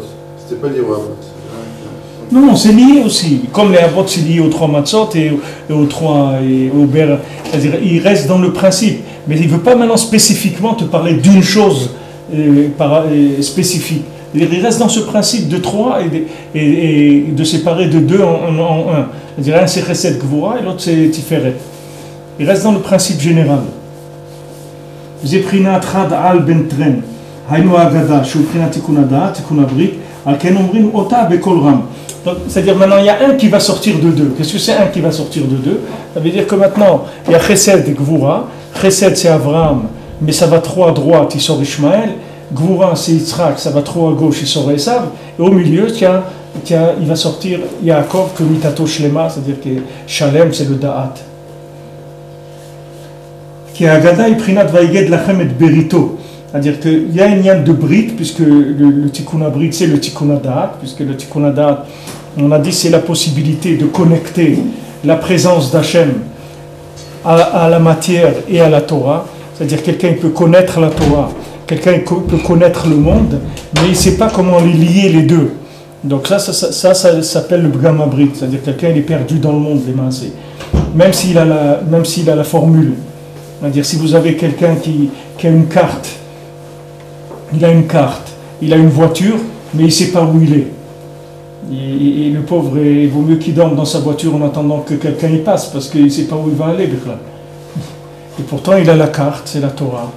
Il a le véhicule, c'est le monde, c'est tout ce qui véhicule, c'est véhiculé dans la matière. Mais lui, il ne sait pas où il est, c'est-à-dire il ne sait pas faire le lien entre les deux. Donc c'est ça, c'est le problème du Bgam Habrit, c'est-à-dire quand il n'y a pas d'alliance. Alors Vayaged Lachem et Berito, c'est-à-dire le fait que tu fais sortir la parole de l'Égypte, ça même, c'est le Tikkun Habrit. C'est pour ça qu'on dit la Haggadah à voix haute. Parce qu'on montre qu'avec la parole qu'on va sortir d'Égypte maintenant, qu'on va faire sortir du silence, on va sortir de l'impossibilité à communiquer, ça même c'est le Tikkun Habrit. Haïnu Prinat Milchemet Amalek. Là c'est la guerre contre Amalek.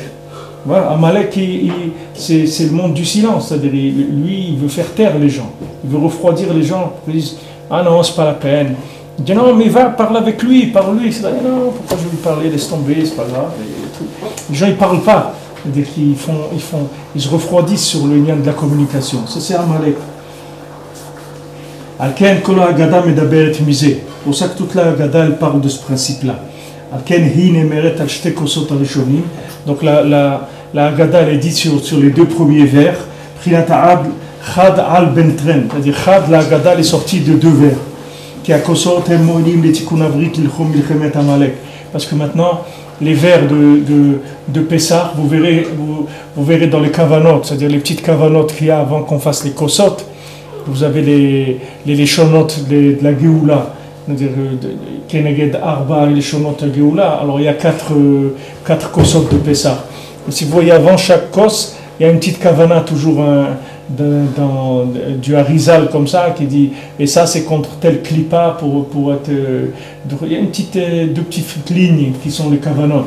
Alors il dit que les kosot, les verres de vin qu'on voit au Seder, ils aident au Tikkun Abrit et ils aident pour lutter contre Milchemet Amalek. C'est-à-dire ils aident, c'est la guerre contre Amalek, ça aide dans la guerre contre Amalek. Kayayinu Tikkun Adat, parce que le vin c'est ce qui répare le dat, justement parce comme il libère le sectarisme, puisqu'il rend la tête un petit peu légère, ça donne le dat. C'est-à-dire le fait qu'il allège un peu les positions du cerveau. Les positions du cerveau elles se sont durcies avec la logique. Alors le vin comme on dit, mets un peu d'eau dans ton vin, mais c'est pas, ici c'est mettre un peu de vin dans ton cerveau. C'est pas la même chose.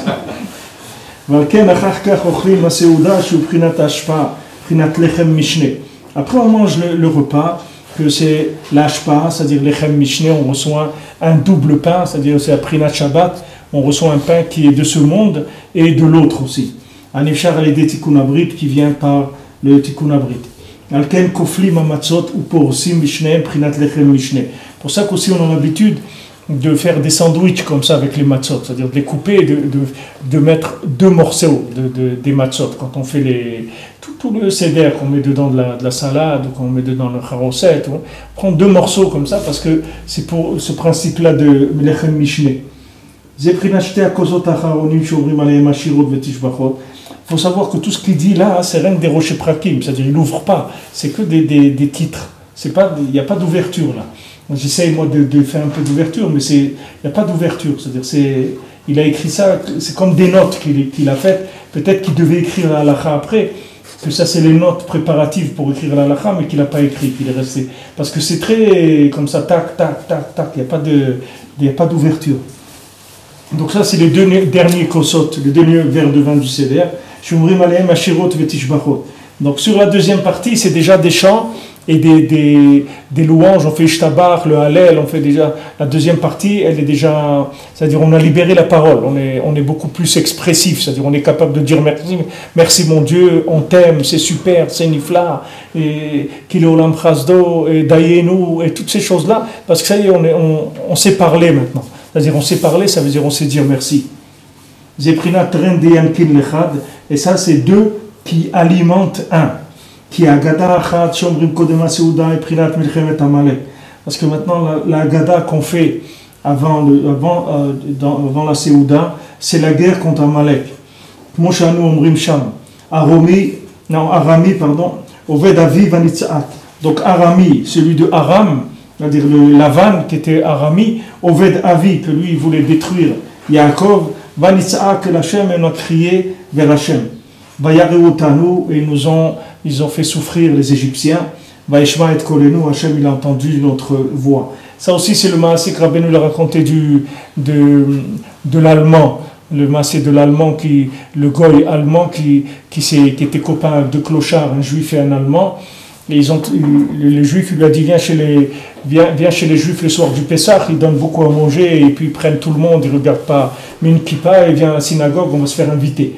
Alors chacun il est parti de son côté et il a été invité de son côté. Alors l'allemand il était là, il attendait et ils ont commencé à faire le kidouche et la Haggadah. Ils commencent à dire la Haggadah, ils voyaient plus, ils croyaient qu'ils allaient manger tout de suite. Alors toute cette attente-là de la Gada. Après, on finit tout. En dernier, c'est le maror, avant de manger la Séouda. La dernière chose qu'on mange, c'est les herbes amères. Alors quand ils lui ont donné, après tout ça, qu'il a attendu 1h30 ou 2 heures, ils lui ont donné les herbes amères, alors là il a éclaté, il s'est levé, il est parti, il était à la synagogue, il a attendu son copain qui arrive. Alors il a dit, alors comment c'était? Il a dit, qu'est-ce que tu m'as envoyé? C'était là-bas, ils n'ont rien mangé, et après ils ont donné à manger des herbes amères pour tuer les gens. C'est quoi ces trucs-là où tu m'as envoyé? Il lui a dit, mais idiot, c'est juste après ça, il y avait le repas. Pourquoi tu es parti? Parce que lui, il était Prinat Amalek. Alors quand ils ont dit la Gada, les trucs et tout, automatiquement ça l'a injecté. Il s'est pas senti bien. Il est sorti de la situation.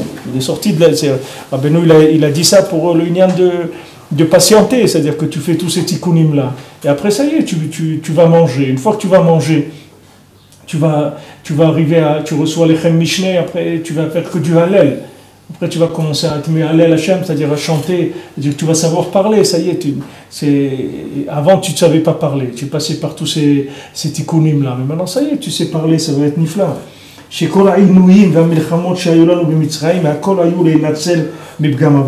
Toutes les douleurs, tous les malheurs, toutes les souffrances et les guerres qu'on a eues en Égypte, c'était tout pour être sauvé du Bgam Abrit, c'est-à-dire pour sortir de la déconnexion avec Hachem.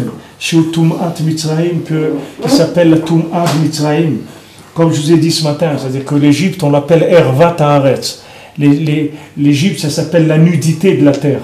Pourquoi ça s'appelle la nudité de la terre? Parce que c'est l'exploitation de la terre sans le message d'Hachem. Donc ça s'appelle la terre à nu. Qu'est-ce que ça veut dire la terre à nu? Voilà, tu as ce que tu as dans le monde, tu as des hommes, tu as des femmes, tu as du manger, tu as du ski, tu as de l'eau, tu as du ski nautique, le ski de la neige, et les 24 heures du Mans, les trucs, voilà, ça s'appelle la terre à nu. C'est-à-dire qu'est-ce qu'on peut prendre comme plaisir avec les éléments qu'il y a ici? Comment on peut s'empiffrer de plaisir avec tout ce qu'il y a autour de nous? Ça s'appelle la nudité de la terre. C'est-à-dire des gens qui veulent exploiter la terre sans vêtements. Mais la terre, elle a un vêtement. Elle a un mode d'exploitation.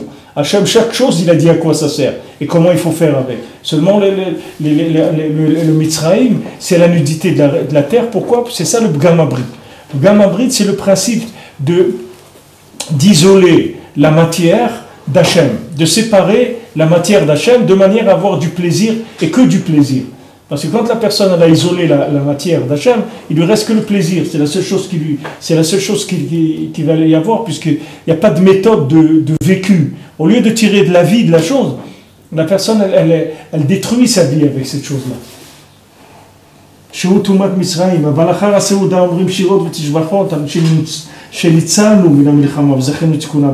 Mais après qu'on ait mangé la Séouda, en ce moment on commence à chanter, à faire des louanges à Hachem, qu'Hachem nous a sauvés de cette guerre et qu'on a été zoché de Tikkun Abrit.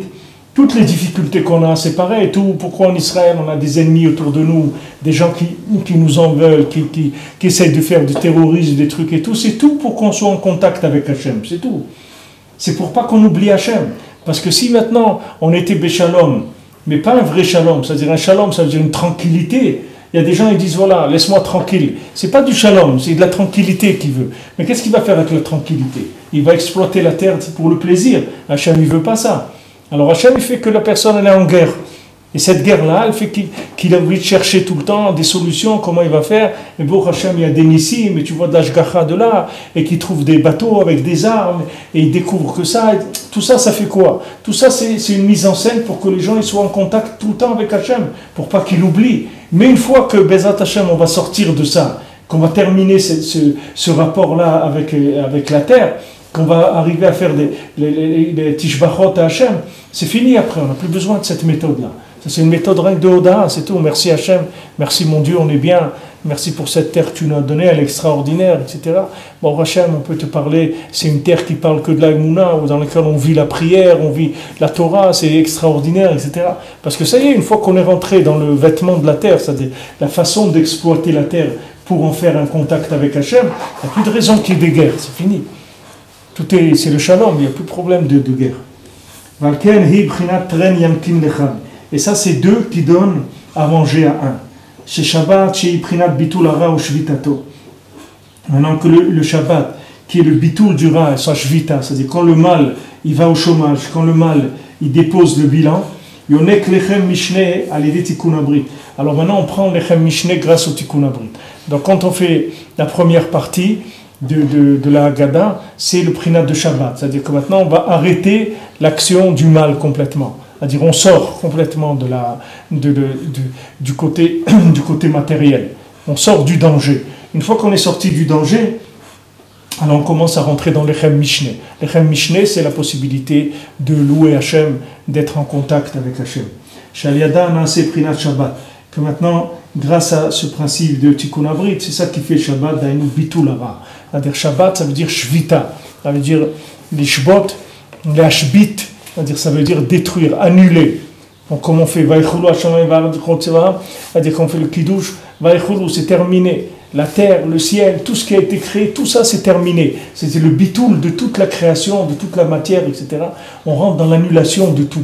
On arrive à vivre un jour d'annulation de tout, et c'est extraordinaire, parce que c'est vraiment un cadeau d'Hachem. Quand Hachem il a dit j'ai un cadeau pour eux, c'est vraiment un cadeau d'Hachem. Parce que si on n'avait pas ça, on ne s'en serait jamais sorti.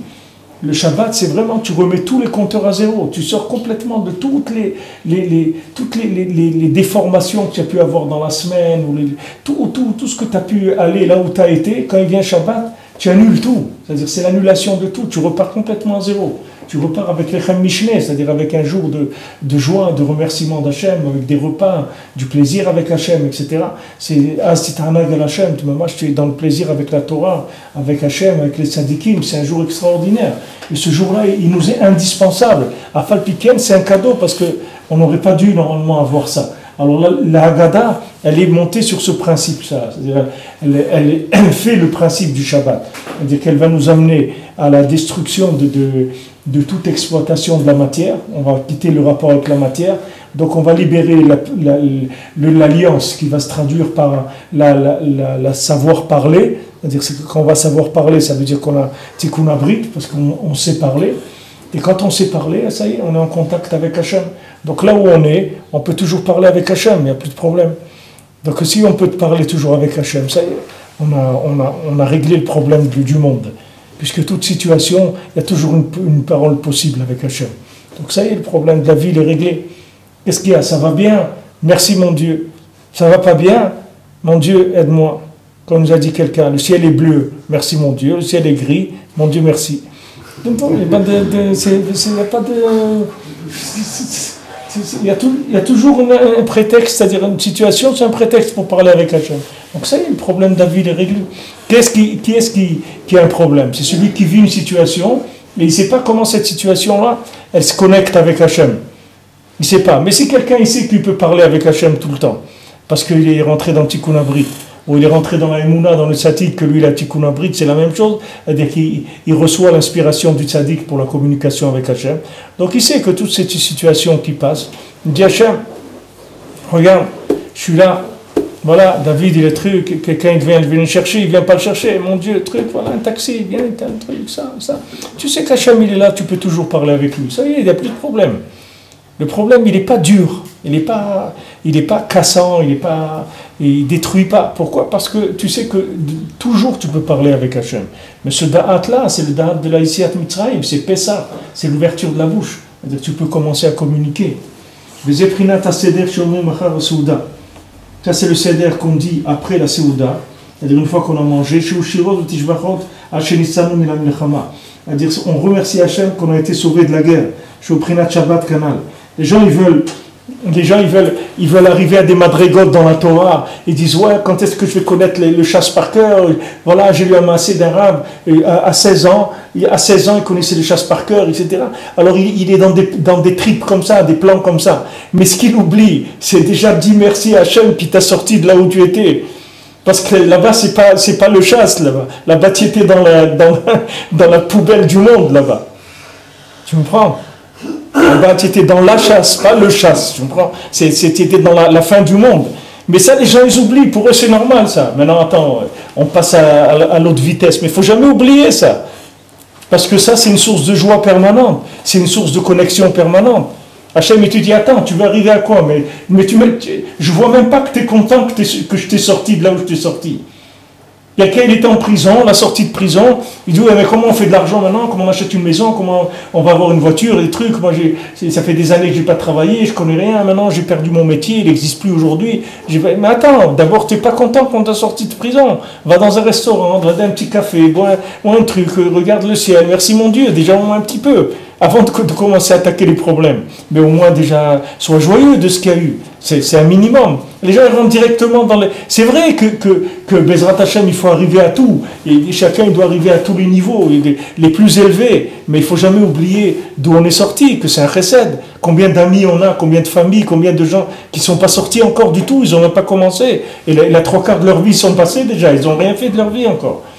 Alors au moins quelqu'un qui lui a donné le srout qui est sorti, et qui connaît la Torah, que ça fait des années qu'il fait Shabbat, il met les tefilin, il a une famille, il vit en Eretz Israël et tout. Au moins déjà, c'est un capital de joie qu'il faut au moins un petit peu développer un peu de joie de ça. Pas que les soucis qu'il y a de l'exploitation du capital, il enlève la joie du capital. Quelqu'un qui avait quelques milliards, maintenant ses soucis, c'est que la chaîne d'hôtels qu'il a acheté, il ne sait pas maintenant si là-bas il va faire de la restauration chinoise ou des trucs, et toute la journée il se prend la tête parce que si je commande des trucs, comment on va faire ça? Mais attends, avant maintenant de rentrer dans la tristesse de l'exploitation de ta richesse, est-ce que tu es joyeux de ta richesse déjà? Est-ce que maintenant ta richesse, ta liberté, que tu peux marcher en Eretz Israël, tu prends le bus, tu prends le tramway, tu peux prendre ça, tu peux parler, tu peux faire... Est-ce que ça déjà, tu es joyeux de ça? Il faut commencer déjà avec ça. Alors il dit que maintenant, déjà commence à dire Hodou Hashem Kitov, Hallel et tout, Baruch Hashem, tu m'as sauvé de la guerre, je suis sorti d'Égypte, Baruch Hashem. Je suis au Prinat Shabbat, ça c'est Shabbat.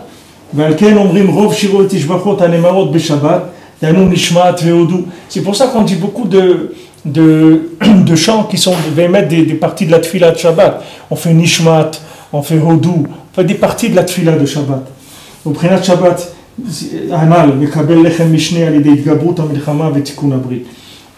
maintenant le Shabbat il reçoit un lechem mishné par le fait qu'il y a eu un renforcement de la guerre et qu'il y a eu le tikkun abrit, comme je vous ai dit tout à l'heure. C'est-à-dire la guerre, elle est là pour amener à une plus grande connexion. C'est pour ça qu'il y a la guerre.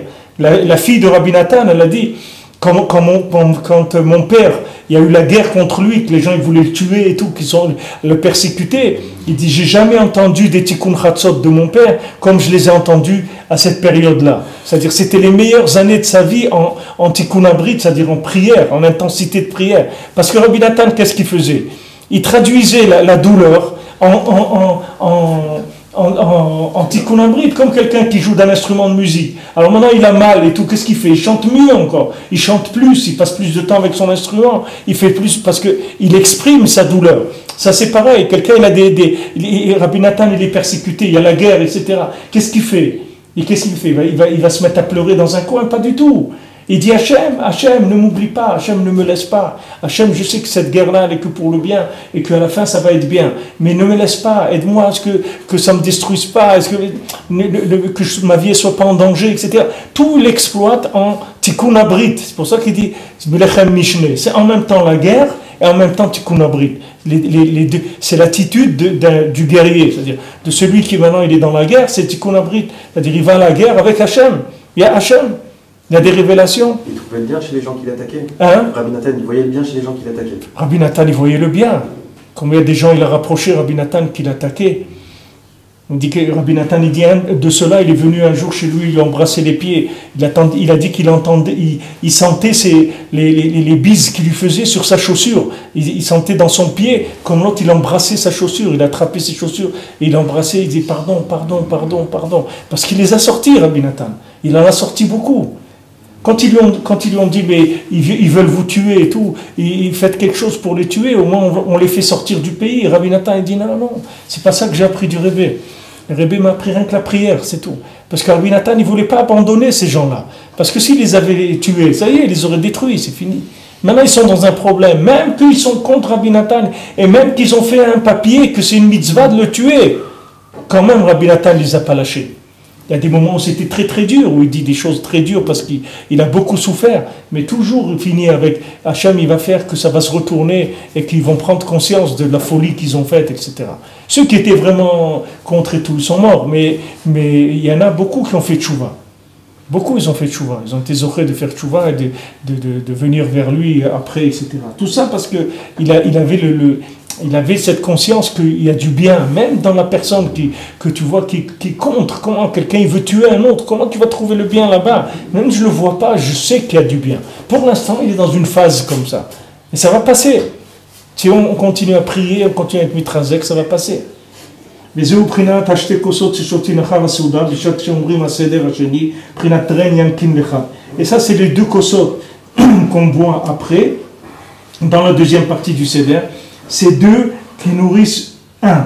Alors, on a vu un qui sort de deux, après deux qui nourrissent un. C'est-à-dire le Nyan de Lechem Mishneh.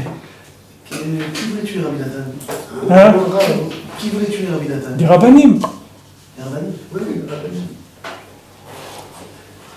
Il y a des rabbanim qui sont tombés dans des... Ils n'ont pas compris qu'est-ce qu'il faisait Rabbi Nathan. Ils n'ont pas compris qu'est-ce qu'il était en train de faire. Ils ont pris pour un groupe de gens qui étaient dissidents par rapport à la Torah, ou je sais pas, il y a des gens qui ont fait beaucoup de lachon hara et tout. Alors ça a monté des rabbanim contre eux, ils ont signé, ils ont fait des décrets, et ils ont dit même que c'était une mitzvah de le tuer. Ils ont tué un qui s'appelait Nathan, ils croyaient que c'était lui, c'était pas Rabbi Nathan. Ils l'ont tué avec des coups de chandelier. Avec les chandeliers, ils sont entrés, et ils l'ont assommé, c'est-à-dire ils l'ont fracassé la tête, quoi, ils l'ont tué. C'était quelqu'un qui s'appelait Nathan. Il y a la vie, si vous prenez par le feu, il est en français aussi, Esh ou Bamaï, vous allez voir la vie qu'il a eu, Rabbi Nathan. Mais il a résisté, c'est-à-dire ils ne l'ont pas cassé, ils ne sont pas arrivés à le casser. C'est-à-dire il est resté toujours... ça a été très dur, mais il est resté. Mais c'était des gens, les pauvres, ils sont tombés là-dedans. Ça aussi, bon, Rabbi Nathan, tu vois, de tout le Léalim la Troufa, tout le livre des lettres qu'il écrit à son fils, combien de lettres on remercie qu'il n'est pas tombé dans le panneau d'être contre Rabbi Nachman. Pratiquement toutes les lettres, il remercie ça. Il dit merci mon Dieu que tu m'as sauvé, que je ne suis pas devenu un mitnaged à Rabbi Nachman, que je ne déchire pas les livres de Rabbi Nachman. Lui, le plus grand élève de Rabbi Nachman, il savait que le Rebbe c'était un tellement grand chidouche qu'il n'y a personne qui peut l'attraper dans sa tête. Personne ne peut dire ça y est, j'ai compris, tranquille. Il n'y a rien compris du tout. Tu n'as rien compris. Personne n'a rien compris. Et on est là par chesed tout le temps. C'est comme quelqu'un dit oui, j'ai compris, c'est Eretz Israël maintenant, il faut vivre en Israël. Tu n'as rien compris du tout. Comme tu es venu, tu peux repartir. Un truc dans ma tête qui bouge, d'un quart de millimètre, la personne en repart. Il n'y a pas d'acquis dans ces choses-là. Il n'y a pas d'acquis, c'est trop fort, c'est trop élevé pour acquérir une logique, une structure dans la tête de logique qui va maintenir la position. C'est tout des chassadim. C'est que des chassadim.